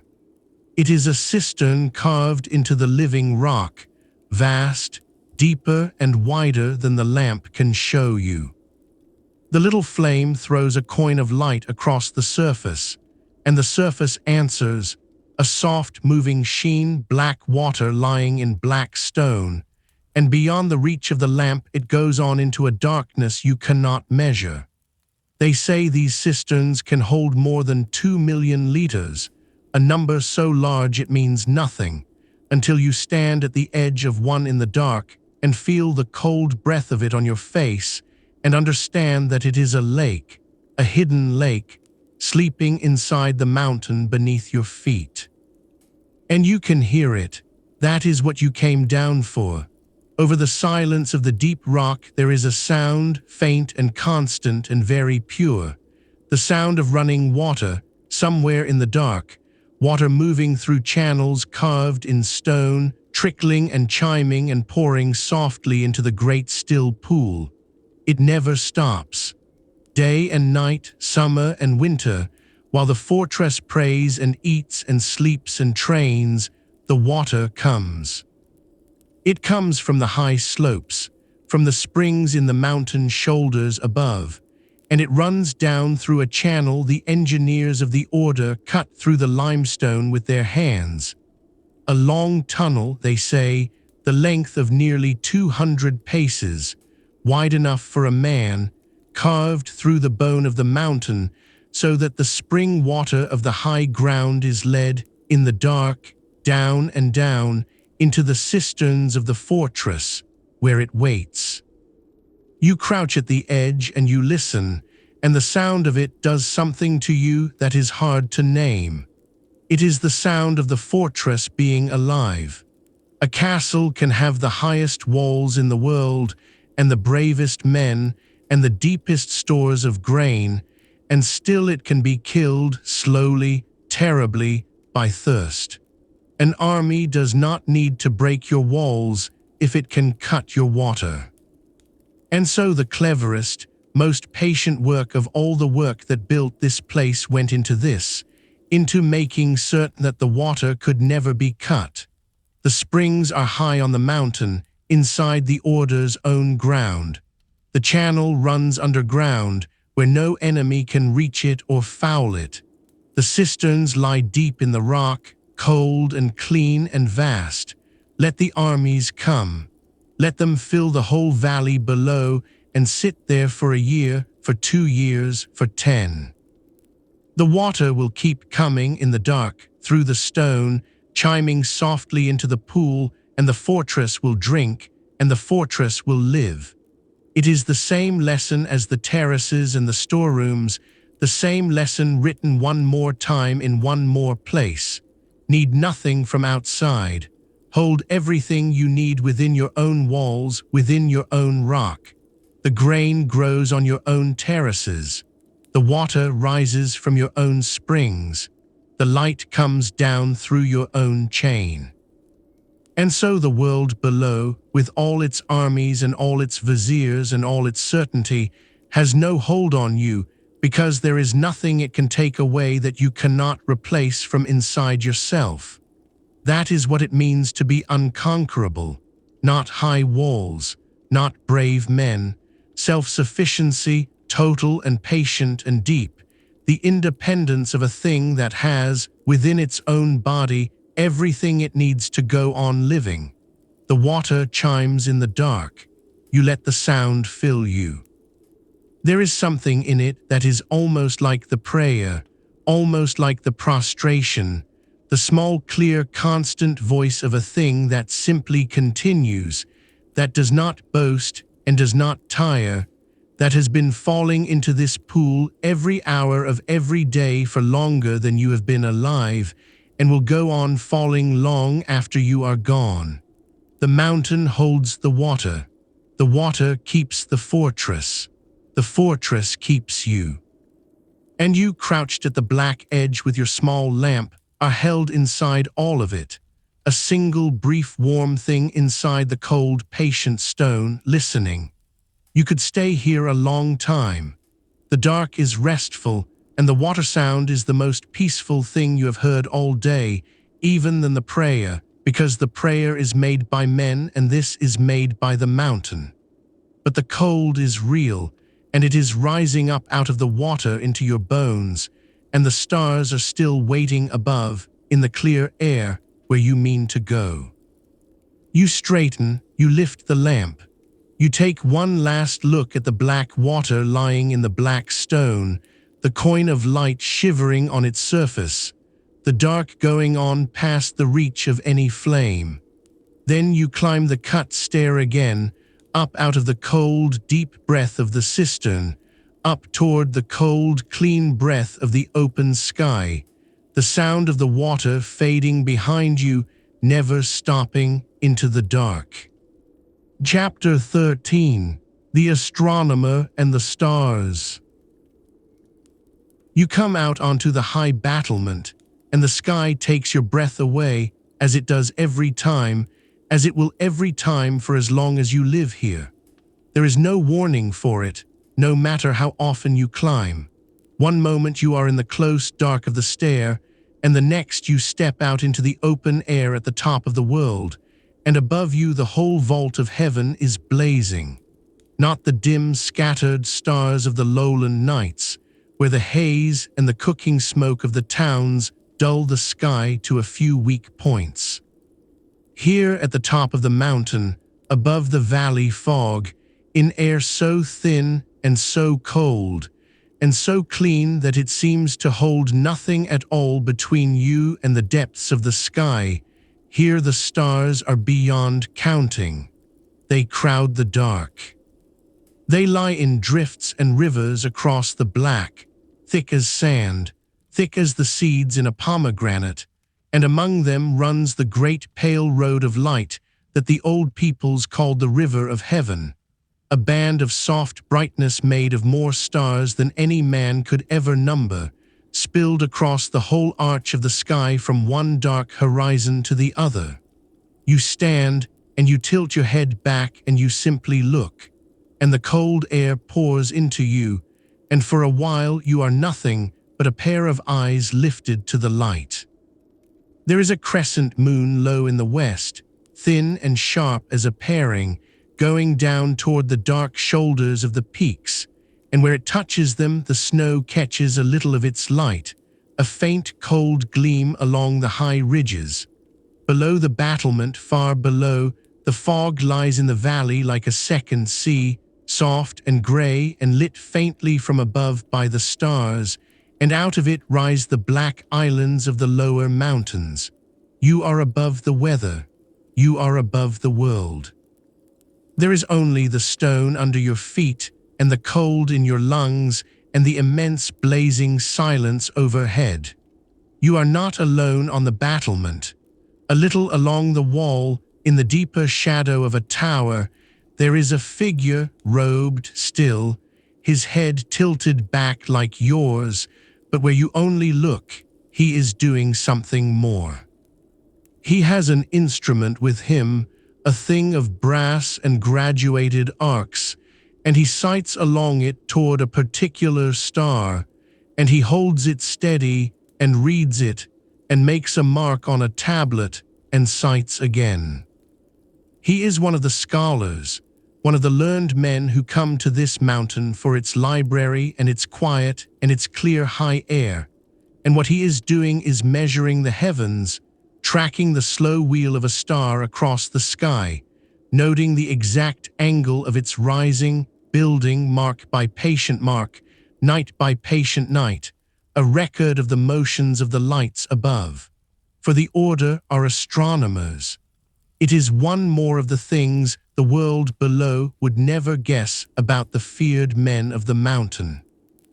They watch the stars not only for wonder but for knowledge, to fix the times of the prayers, to find the direction of the holy city, to measure the turning of the year, and beyond all use, simply to understand the great clockwork of the heavens, because to understand it is itself a kind of worship, a reading of the outer text of the sky for the inner meaning folded within it. There are rooms in this fortress, they say, built with their windows set just so, aligned to the rising and setting of particular stars, so that the heavens themselves come in through the stone at the appointed moments and write their motions on the floor. The fortress is not only a stronghold and a library and a place of prayer. It is also an eye lifted always to the sky, watching. You think, though you keep the thought to yourself, that there is no difference, finally, between what the astronomer does with his brass instrument and what you do, standing here, head tilted back, simply looking. He measures the surface, the outer motions, the angles and the times. But beneath the surface, he is reaching for the same thing you reach for when the light pours into you and empties you of yourself. The sense that all of this turning, all of this blazing order, means something, that the stars are not scattered at random, but laid out according to a pattern, an inner sense, a meaning that comes down from the same source as the meaning of the holy words and the meaning of your own small disciplined life. He reads it with numbers. You read it with wonder. But it is one text, and one author, and one light. The scholar lowers his instrument and stands a while, just looking as you are looking, the measuring set aside. Even he who has spent his life turning the heavens into numbers cannot stand under this sky and only calculate. There is a long moment when neither of you moves, two robed figures on a cold battlement at the top of the world, the fog below and the stars above, and the whole turning vault of heaven wheeling slowly, slowly over the both of you, indifferent and magnificent and old beyond any reckoning. The mountain has stood here 10,000 years under these same stars. It stood here before the order, before the faith, before the first man ever climbed the valley. It will stand here after you, after the order, after the very memory of the order has worn away like an inscription in the rain. And the stars above it are older still, older than the mountain, older than anything, turning and turning in their fixed and patient courses, having watched the rise and fall of every kingdom that ever was, and caring for none of it. You are very small beneath them, smaller than the mountain, which is itself a grain beneath the sky. And somehow this is the strange gift of the high battlement, the thing you climb for. Somehow that smallness is not a terror but a peace. To be so small beneath so much, to matter so little to the turning lights. There is a rest in it deeper than any sleep, the rest of setting down, for a moment, the whole weight of your own importance and letting the stars wheel on without you. The cold has reached your bones now. The crescent moon has slipped lower toward the peaks. Far off faint, you hear the first stirrings of the call to the evening prayer beginning to gather in the stone below your feet, the last prayer, the sealing of the night. The astronomer hears it too. He gathers his instrument and his tablet, and with a last glance at the sky he turns and goes in. You stay one more breath, one more long look up into the blazing dark, the river of heaven, the countless drifting lights. Then you, too, turn from the stars and go down toward the sound to make the last prayer and seal the night. Chapter 14. The Last Prayer and the Banking of the Fires. The third call is quieter than the first. At sundown came while the fortress was still awake and moving, and it gathered the whole loud day into stillness.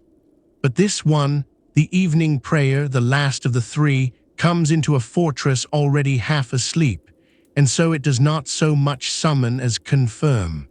The voice rises through the stone, the same long curved lines, but softer now, lower, as though it too is tired, as though it too is ready for the dark. And the fortress answers it the way a man answers a hand laid gently on his shoulder in the night, without startling, without haste, simply turning one last time toward the center of the world. You come down off the battlement and into the prayer hall, and it is warmer than the open air, and dimmer than before, fewer lamps lit now, the light gone soft and low. The men gather, fewer of them than at sundown, some have already gone to their rest, and those who come move slowly, settling onto the mats with the heaviness of bodies near the end of the day. You take your place near the back, and you fold yourself down, and the cold stone meets your knees through the reed, familiar now, almost welcome, the same cold you have knelt on 3 times a day for as long as you have been here. And the prayer begins, and it is the same prayer it always is, the Fatiha, the chosen verses, the bowing and the straightening, the forehead to the floor, but at this hour it has a different weight. The morning prayer is a door opening. The sundown prayer is a day closing, but this one, the last, is a sealing. You are not asking the day to begin or to end. You are laying it to rest. You are taking the whole of it, the cold dawn, the work, the bread, the books, the dark corridors, the black water, the blazing stars, and folding it up and setting it down and saying, with your body, with your forehead against the stone, enough. It is done. It was good, or it was hard, or it was both, and now it is finished, and I give it back. You bow, you straighten. You bring your forehead down to the cold floor, and you hold it there longer than the others, the way you sometimes do, and in the dark behind your closed eyes the stars are still wheeling. The afterimage of them, the river of heaven, burned faintly into your sight, and the cold of the stone against your brow and the cold of the sky above the battlement become, for a moment, the same cold, the one great cold of the high world, and you rest in it. The prayer ends, the last words, the last lifting of heads. And again, as at sundown, there is that long-held moment of perfect stillness, the whole dim hall motionless in the low light, no one moving, no one wishing to be the first to break it. The lamps hiss, the wind far off beyond the walls, and then quietly the men begin to rise and go to their rest, and the day is truly over now, and the night, the deep night, the silent night, begins. You do not go straight to your room. There is a thing you like to watch, on the nights you are not too tired, and tonight you are tired but not too tired, and so you linger in the corridors as the fortress puts itself to bed. The fires are banked. In the kitchen and the common rooms, the men whose task it is rake the embers together and cover them with ash, so that the heat is held but the flame is killed, so that in the cold hour before dawn there will be a living coal to wake the fire from, but tonight there will be no leaping light, no waste, no danger of a spark in the sleeping dark. You watch a man do it, his face lit red gold from below as he rakes the coals, and then the ash goes over them, and the red light dims and is gone, and his face goes back into shadow, and the room is dark, and the lamps are put out. One by one, all through the fortress, the small flames that have lit your whole long evening are extinguished. A hand cups the flame and breathes, and the light is gone, and a little curl of smoke rises and fades, and the niche where the lamp stood is dark. Then the next. Then the next. You walk slowly through the corridors, and you watch the fortress go dark around you, room by room, lamp by lamp, the warm amber light retreating, the cold dark stone reclaiming the place, until only a few lamps remain, the one at the gate, the one by the cistern stair, a handful at the watchposts, and the high single light in the master's window far above, which does not go out, which never goes out, which will burn until the man behind it dies. The fortress is dark now. The fortress is quiet. The day's 3 prayers are said, the day's 3 meals are eaten, though there were not 3, there were fewer. The discipline is sparing even in this. The fires are banked and the lamps are out and the men are in their rooms. Only the wind moves and the water in the rock and the stars overhead that no hand can put out. It is time very nearly to sleep. Come, let me show you where you lay your head in the eagle's nest at the end of the day. Chapter 15. Sleep in the eagle's nest. Your room is small, and it is cold, and it is yours and a few others, and after the day you have had it is the most welcome place in the world. It is a stone chamber, low-ceilinged, cut into the body of the fortress, hardly larger than the space a few men need to lie down in. There is no furniture to speak of. The floor is stone, and on the stone are laid reed mats, the same kind of mats you knelt on at prayer, woven from the reeds that grow by the water in the valley below, carried up the long path and spread here to put a thin, dry layer between a sleeping man and the cold of the rock. In some rooms there are low wooden platforms to lie on, lifting the sleeper a hand's breadth off the floor, away from the worst of the cold that pools at ground level. In others there are only the mats. Yours, tonight, is the mats. You have grown used to it. The body learns. There is a single small window, no more than a slit in the thick wall, unglazed, for there is no glass here. Glass is a luxury of the great cities below, and the window is closed against the cold by a wooden shutter and a hanging of heavy cloth. But you leave a corner of it open, the way you like to, just a hand's width, so that the cold, clean air comes in, and so that you can see, lying down, a single narrow band of the star-blazing sky. You like to fall asleep looking at it. The cold is the price, and you pay it gladly. You have a blanket. One, a length of rough wool, undyed, smelling of sheep and smoke and the long use of it, heavy and a little coarse against the skin, but warm, blessedly warm, when you draw it up around you and tuck it close. The wool of these mountains is famous.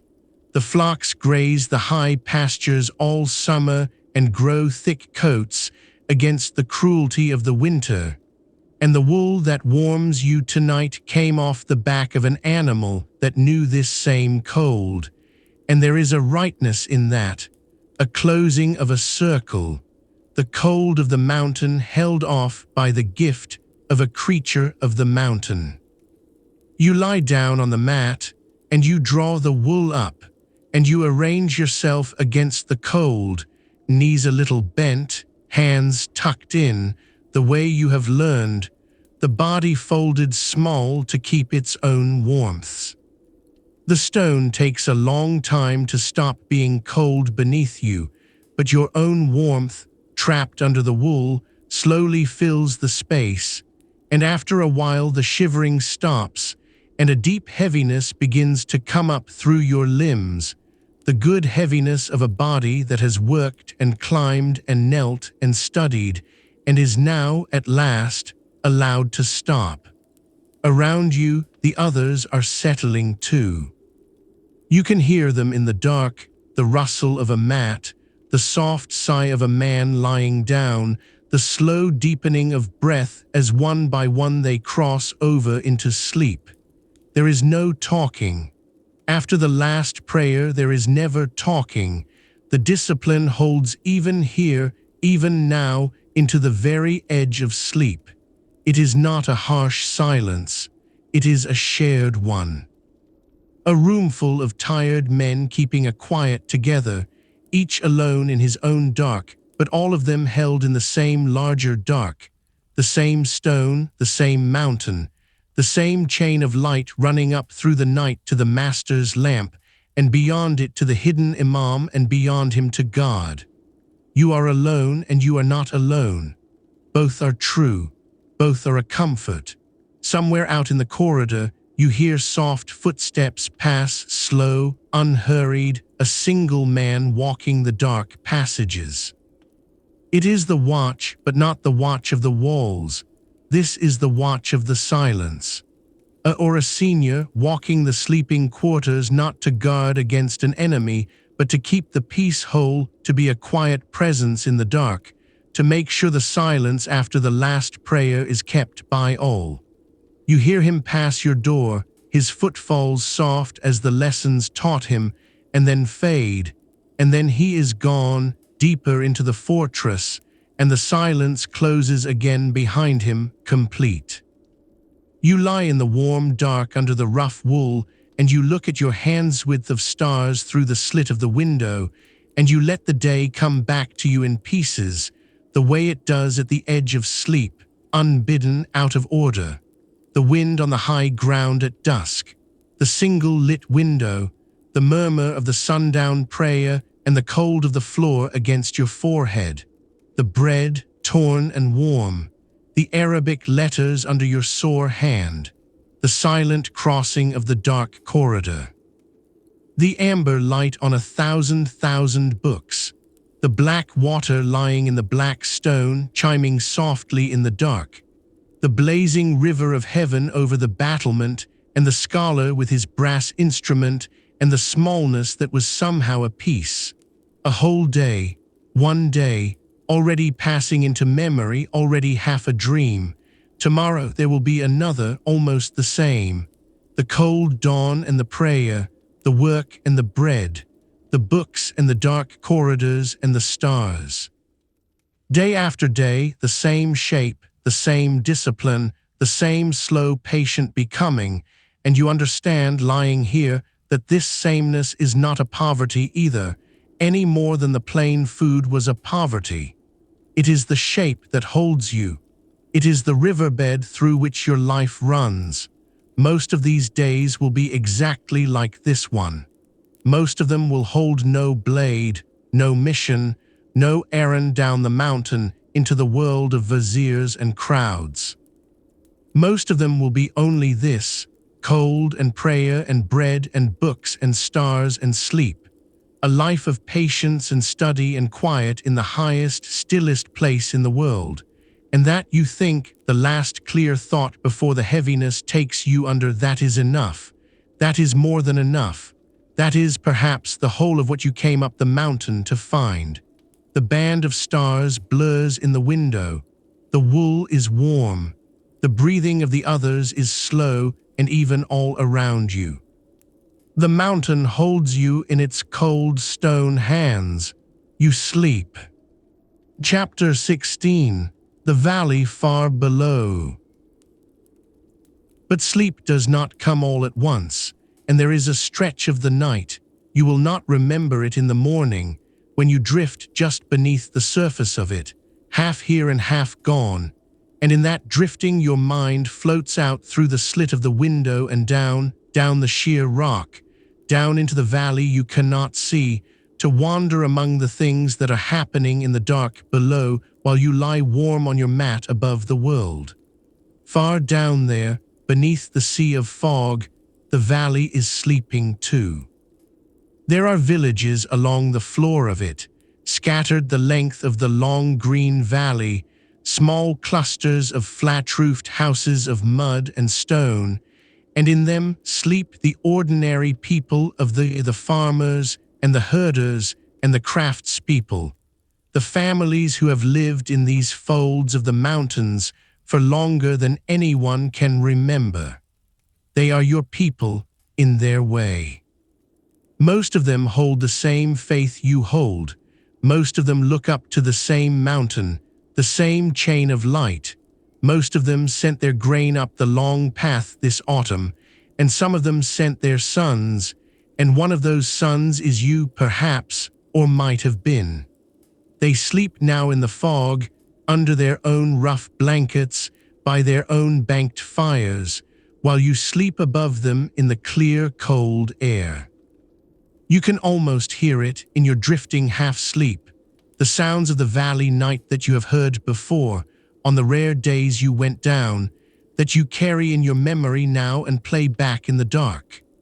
The river, the great stream that runs the length of the valley, swollen with snowmelt in the spring, lower and quieter now, but always there, always moving, a long murmur of water over stone running through the whole valley like a vein, the sound of it carrying far in the still night.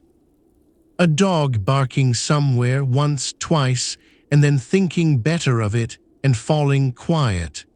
The wind moving through an orchard, through the bare branches of the fruit trees on the lower terraces. The small sounds of animals in their pens, a shift, a soft complaint, a settling. The deep quiet of working people who rise before dawn and have no strength to waste on staying awake. And over all of it, the fog. It came up at dusk, as it comes every evening, rising out of the warm ground as the air cooled, pooling in the low places, thickening through the night, until by the small hours the whole valley floor is drowned in it, a soft grey sea, and the villages sleep at the bottom of that sea as though underwater, dim and muffled and close. The fog is a blanket over them. It holds the day's warmth against the ground a little longer. It softens every sound. It closes the valley into itself, a small drowned world, while above it the mountains stand black and clear in the starlight, and the fortress stands highest of all, dry and cold, and awake-eyed above the drowned valley, watching. That is the strange double life of this place that comes to you now in your drifting, that the same night is two completely different nights, depending on where you lie down to sleep it. Down there in the fog, the night is close and soft and blind. The sky is hidden. The world ends a stone's throw away in grey. Up here, above the fog, the night is vast and cold and blazing. The sky is everything. The world falls away on every side into immeasurable distance. The villagers sleep wrapped in cloud. You sleep wrapped in stars. And neither of you probably would trade, for the fog is warm and the stars are cold, and the valley is gentle and the mountain is hard, and a man sleeps best in the end, in the place that has become his own, whichever place that is. You think half dreaming of how the fortress and the valley need each other, the way the lamp and the light need each other, the way the outer and the inner need each other. The valley feeds the mountain, the grain, the wool, the reeds you lie on, the suns. And the mountain shelters the valley, the order's power, the order's protection, the fortress no army can take standing over them like a guardian, so that the families in the fog can sleep without fear of the Sultan's men coming in the night to drag them from their beds for the crime of their faith. They are not separate, the high place and the low. They are one thing, breathing in two registers, the drowned warm valley and the cold clear nest, the body and the head, the crowd and the keeper of the foundation. And the armies, when they came, in the years before, the great Seljuk hosts that meant to throw this place down, it was the valley that broke them as much as the walls. They came up the long valley, and the people melted away before them into the high places, taking the grain and the flocks, and the army found a valley emptied of everything it needed, and above it a fortress that needed nothing from the valley at all. And between the empty valley and the unconquerable rock, the army starved and sickened and lost heart, and in the end went home. The fog rose around their cold camps in the mornings and chilled them to the bone, the same fog that warms the villagers, and they cursed it, and they did not understand that the mountain and the valley and the fog were all one thing, all the body of the order, all arrayed against them in a slow, patient war they could never win. You are so nearly asleep now. The valley below has become a dream of itself, the river sound and the fog and the small dark sleeping houses all blurring together, and you are sinking, the warm wool and the cold stone and the band of stars all loosening their grip on you one by one.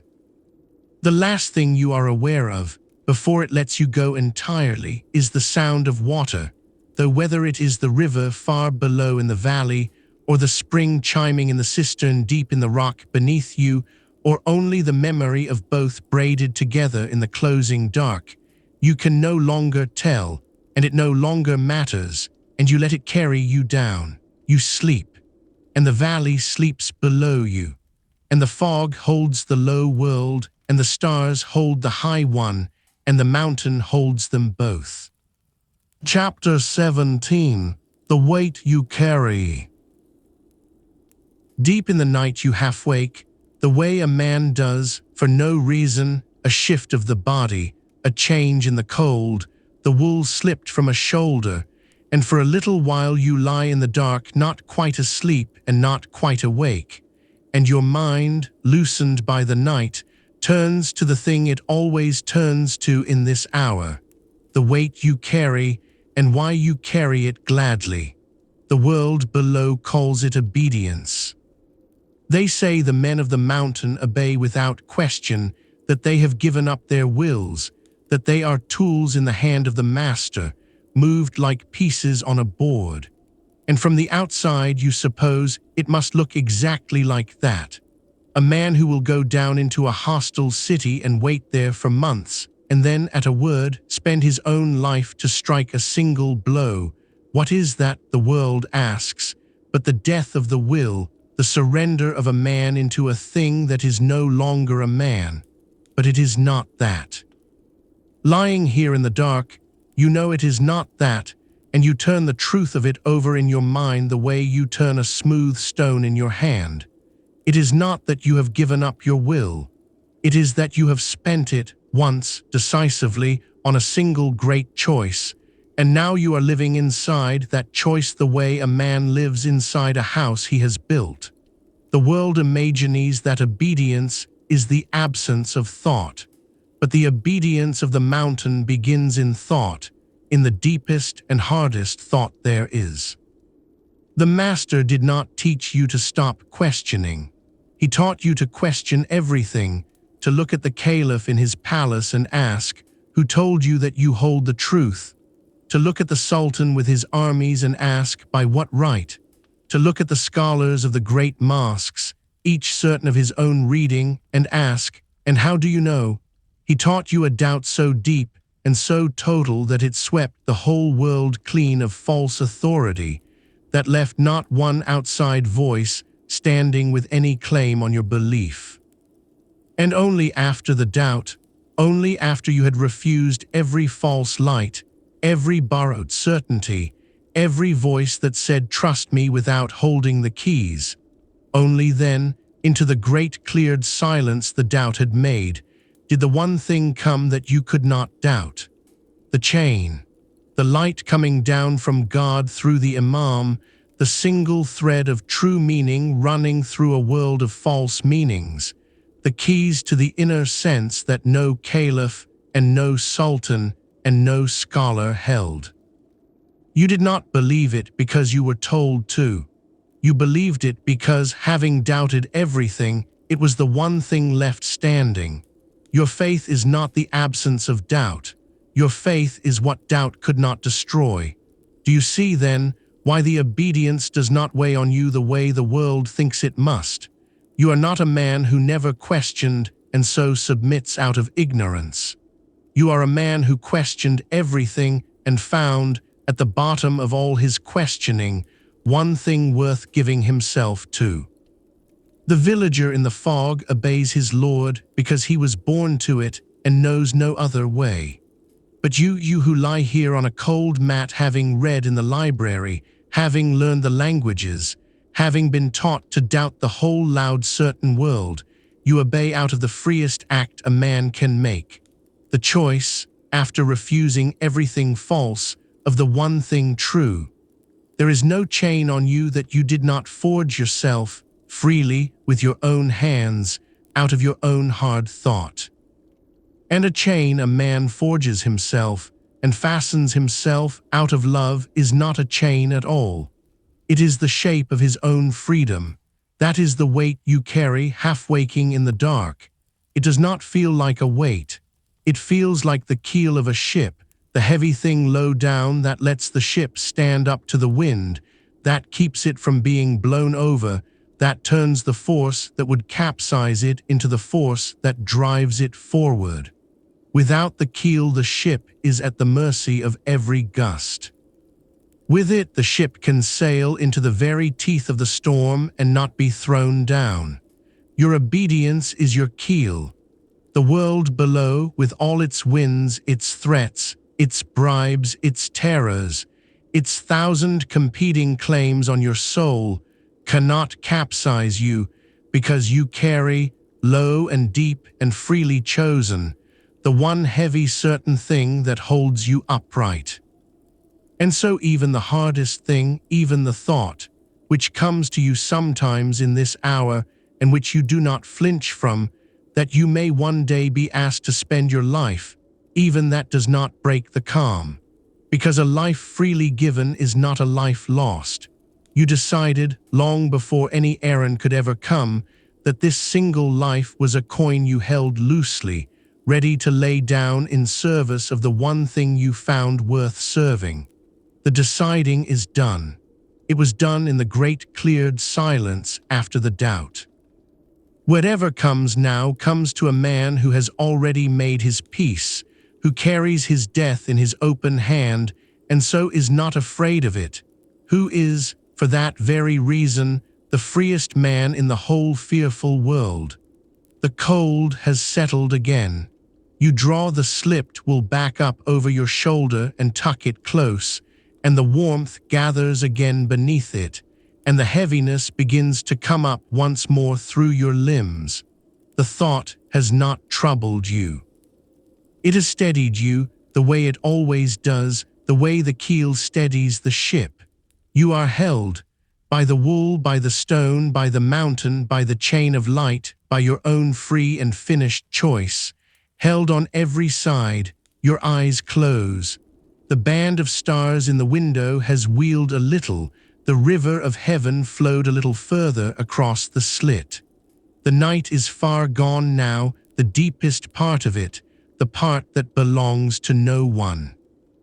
You let the warmth take you, and the certainty take you, and the great patient dark take you, and you go back down below the surface, into the sleep that has no edges, where there is no weight at all. Chapter 18. What the Fire Will Take. You are asleep now deeply, and so you do not hear the thing I am going to tell you, and that is as it should be, because it has not happened yet. And in your time it will not happen for 130 years, and a sleeping man should not be made to carry the griefs of the far future. But the night is long, and you are resting, and there is a thing about this place that should be said softly once into the dark, while you cannot hear it, so that the peace of your sleep is the deeper for being, without your knowing, a peace held against what is coming. This fortress will fall, not to an army of the kind you know, not to the Seljuks with their siege engines, who came and sat in the valley and starved and went home, who could no more take this rock than they could take the moon. Those armies you have already outlasted. The thing that comes from the east, from beyond the edges of the maps in your library, out of grasslands you have never heard named. It comes a long lifetime after you are gone, after the master in his window is gone, after his sons' sons are gone, after the order has grown old in its mountains and learned almost to feel safe. It comes under a name the world has not yet learned to fear, the Mongols and their Khan, grandson of a conqueror who ate the world. And it will be different from every army that came before, because it will not be impatient, and it will not go home. It will bring engines the like of which these mountains have never seen, and numbers beyond counting, and a cold will to finish what it begins. And the last master of, a young man in a hopeless year, will look down from these same walls at a force he cannot outlast and cannot defeat, and he will do the one thing none of his forefathers ever did. He will open the gate. He will surrender the rock that no one could take, because the thing in the valley is no longer an enemy that can be waited out, and he will trade the fortress for the lives of his people, and it will not be enough, and most of them will die anyway, because that is the way of the thing that comes.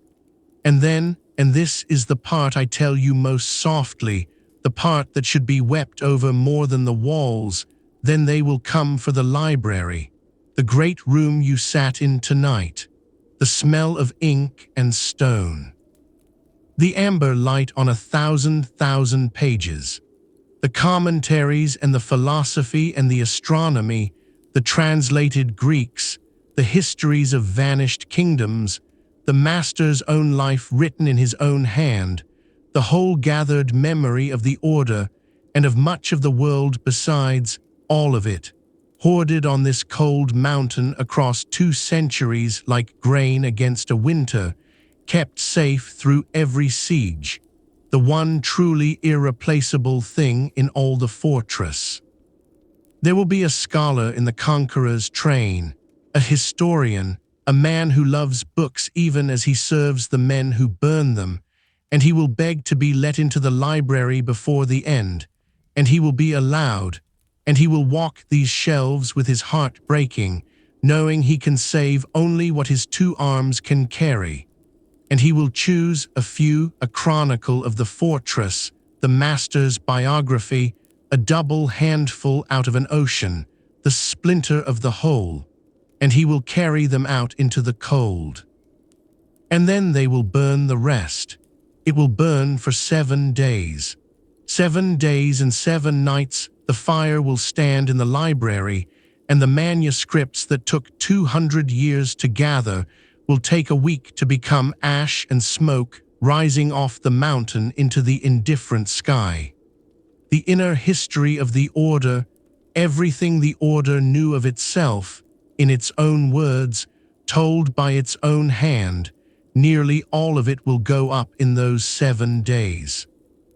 And so the world will be left to remember you, afterward, almost entirely through the words of your enemies, through the chronicles of the men who feared you and slandered you, through the traveler's tale of the false garden, through the slur that made you eaters of a drug, through the legend that buried the truth.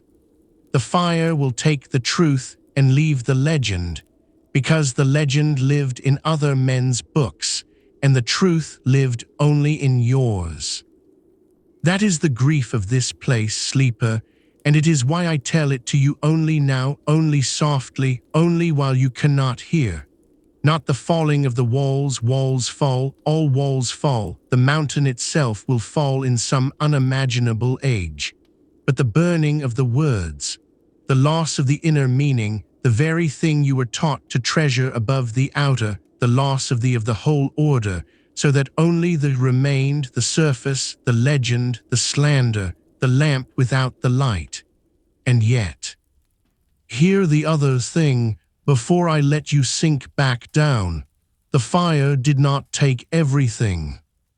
A scholar's 2 arms carried a splinter out into the cold, and the splinter survived, and from it, and from the patient work of those who came long after, enough was pieced back together that you are remembered at all, that someone, 800 years on, in a world you cannot imagine, lies in the dark and is carried up your mountain in the night, and kneels at your prayer and tastes your bread and reads in your library and watches your stars, and knows, against all the slander and all the legend, a little of the truth of what you were. The fire burned for 7 days, but it did not burn forever, and the foundation, the thing your name truly meant, the thing beneath the lamp, the foundation, it turns out, was harder to burn than the men who lit the fire ever knew. Sleep on, it is far away, it has not happened in your night and need not trouble it. The library still stands above you, full and warm and amber-lit, every page in its place. The master's lamp still burns, the water still chimes in the rock, the stars still wheel. Sleep on, keeper of the foundation. The fire is 130 years away, and the night is yours, and the morning, when it comes, will come gently. Chapter 19. Before the Sun. The cold wakes you before the call does. It always does in the last hour. The fire of your own body, banked all night under the wool like the coals under the ash, has burned low, and the cold of the mountain has crept in at the edges of the blanket and the corner of the open window, and you surface from the deep sleep into the shallow one, and then into waking, into the gray and the cold and the dark that is not quite dark anymore. You lie still a moment, gathering yourself. The stone beneath the mat is cold. The air on your face is cold, the sharp, clean knife cold of the high world at the very end of the night, the coldest hour, the hour before the sun. Your breath, you realize, is faintly visible, a pale ghost in the dimness, rising and fading. Through the slit of the window, the stars have changed. The river of heaven has wheeled away to the west, dimmer now, thinning, and in the east, you cannot see the east from your mat, but you can feel it. You can feel the night beginning to fail. There will be the first gray ghost of light gathering low over the mountains, the faintest paling of the black toward the color of ash, of pearl, of the inside of a shell. The night is nearly spent. The longest, deepest, most silent part of it is behind you, and ahead, very near now, is the dawn. And then the call comes. The dawn prayer, the first of the 3, the one that pulls the whole fortress up out of sleep into the cold, gray waking world. The voice rises through the stone, and at this hour it is the most beautiful of all the 3 callings, because it comes into the deepest dark and the deepest cold and the deepest tiredness, and it asks the hardest thing to rise, now in the cold, before the sun, and turn yourself once more toward the center of the world. Prayer is better than sleep, the old words say, and at this hour you feel the full weight of the saying, because the sleep was very good, and the cold is very real, and yet you rise.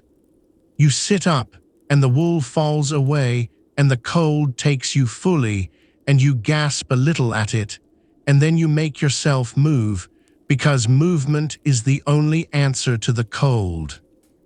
You wrap your robe around you, the rough wool, and you find your feet on the cold stone, and around you in the dark the others are rising too, the same shock of cold, the same gathering of will, the same slow, heavy lifting of tired bodies into the new day. No one speaks. There is nothing to say. There is only the cold and the call and the turning. You go out into the corridor, and it is grey now, truly grey, the first real light beginning to seep in through the slits and the open places, and you make your way toward the prayer hall with the others, shapes moving through the dimness, and you take your place, and you fold yourself down onto the cold mat one more time, the same cold mat, the same cold stone, 3 times a day, day after day, and you begin the prayer. But this time, as you bow and straighten and bring your forehead to the floor, something is changing in the room, slowly, all around you. The light is coming.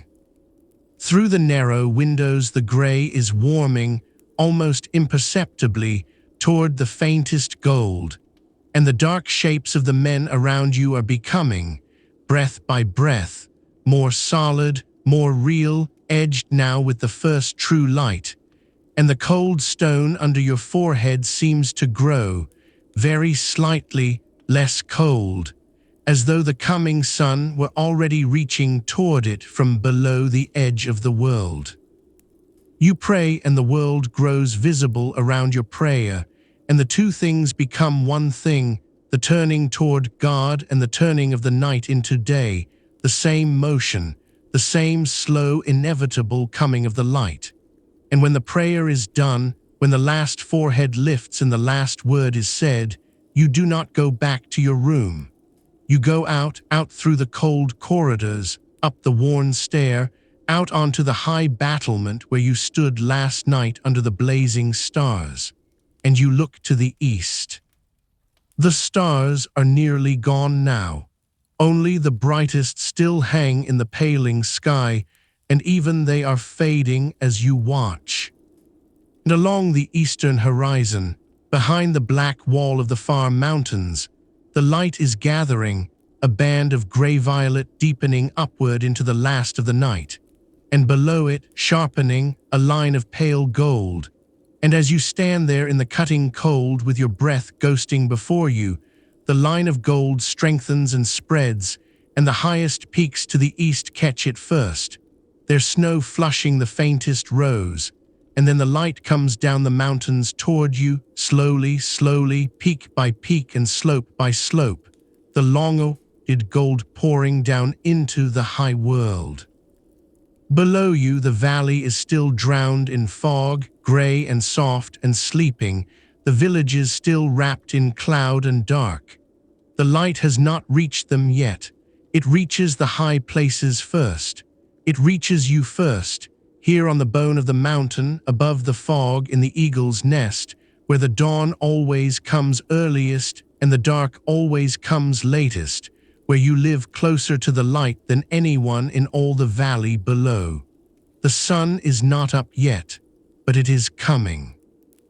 The peaks are gold now, and the gold is coming down, and the cold is at its sharpest in this last moment before the warmth, and you stand and you watch it come, and you are not thinking now of blades or of missions or of the far-off fire that will one day take the books.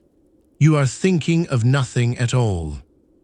You are only a young man on a mountain at dawn, cold and awake and alive, watching the light come down the peaks toward a fortress full of sleeping and waking men, the same as he watched it yesterday, the same as he will watch it tomorrow. Another day in the eagle's nest, another ordinary, extraordinary day. There will be the cold and the prayer, the work and the bread, the books and the dark corridors, and tonight the stars again. not a day of killing. Just a day of being alive and disciplined and devoted and awake, high on the bone of the world, between the fog and the heavens, in the fortress that no army could take. The light reaches the walls. It touches the gray stone and warms it, the first thin gold of the morning sliding down the rough rock, finding the worn places, the old places, the stones laid by hands long dead. It touches your face. It is faint and it is cold still, but it is the sun, the true sun, come round the edge of the turning world to find you as it finds you every morning, faithful, patient, certain. And somewhere far above and behind you, in the high keep, the single lamp that burned all night in the master's window goes out at last, no longer needed, snuffed by the coming day. The man who never comes down has watched the dawn break, as he has watched it break 10,000 times, and now he turns back to his books and his quiet and his stone, and the fortress wakes around him, and the day begins. Sleep now, if you have not already. The night is over, and the morning is gentle, and the mountain holds you still. You have lived a whole night in the eagle's nest, from the sundown prayer to the dawn, and you have tasted the bread and knelt on the cold stone and read in the great library and listened to the water in the rock and stood beneath the blazing stars. And you have learned, perhaps, a little of the truth beneath the legend, that the men of this mountain were not what the world remembers, that they were keepers of a foundation, readers, watchers, the most disciplined and the most patient of men, living high and quiet and devout in the stillest place in the world. And now the light is coming down the peaks, and the day is beginning, and your part is done. Let go of the cold and the stone and the climbing. Let go of the blade you will never have to use and the mission that will never come. Let the mountain hold you the way it holds the water and the stars and the sleeping men, and let the gentle morning carry you the rest of the way down, into sleep, into rest, into the quiet that needs no foundation because it is the foundation, the deep ground beneath all the days and all the nights, where you may finally, wholly, peacefully rest. Sleep well. The eagle keeps the nest. The morning will keep itself. Rest now, rest.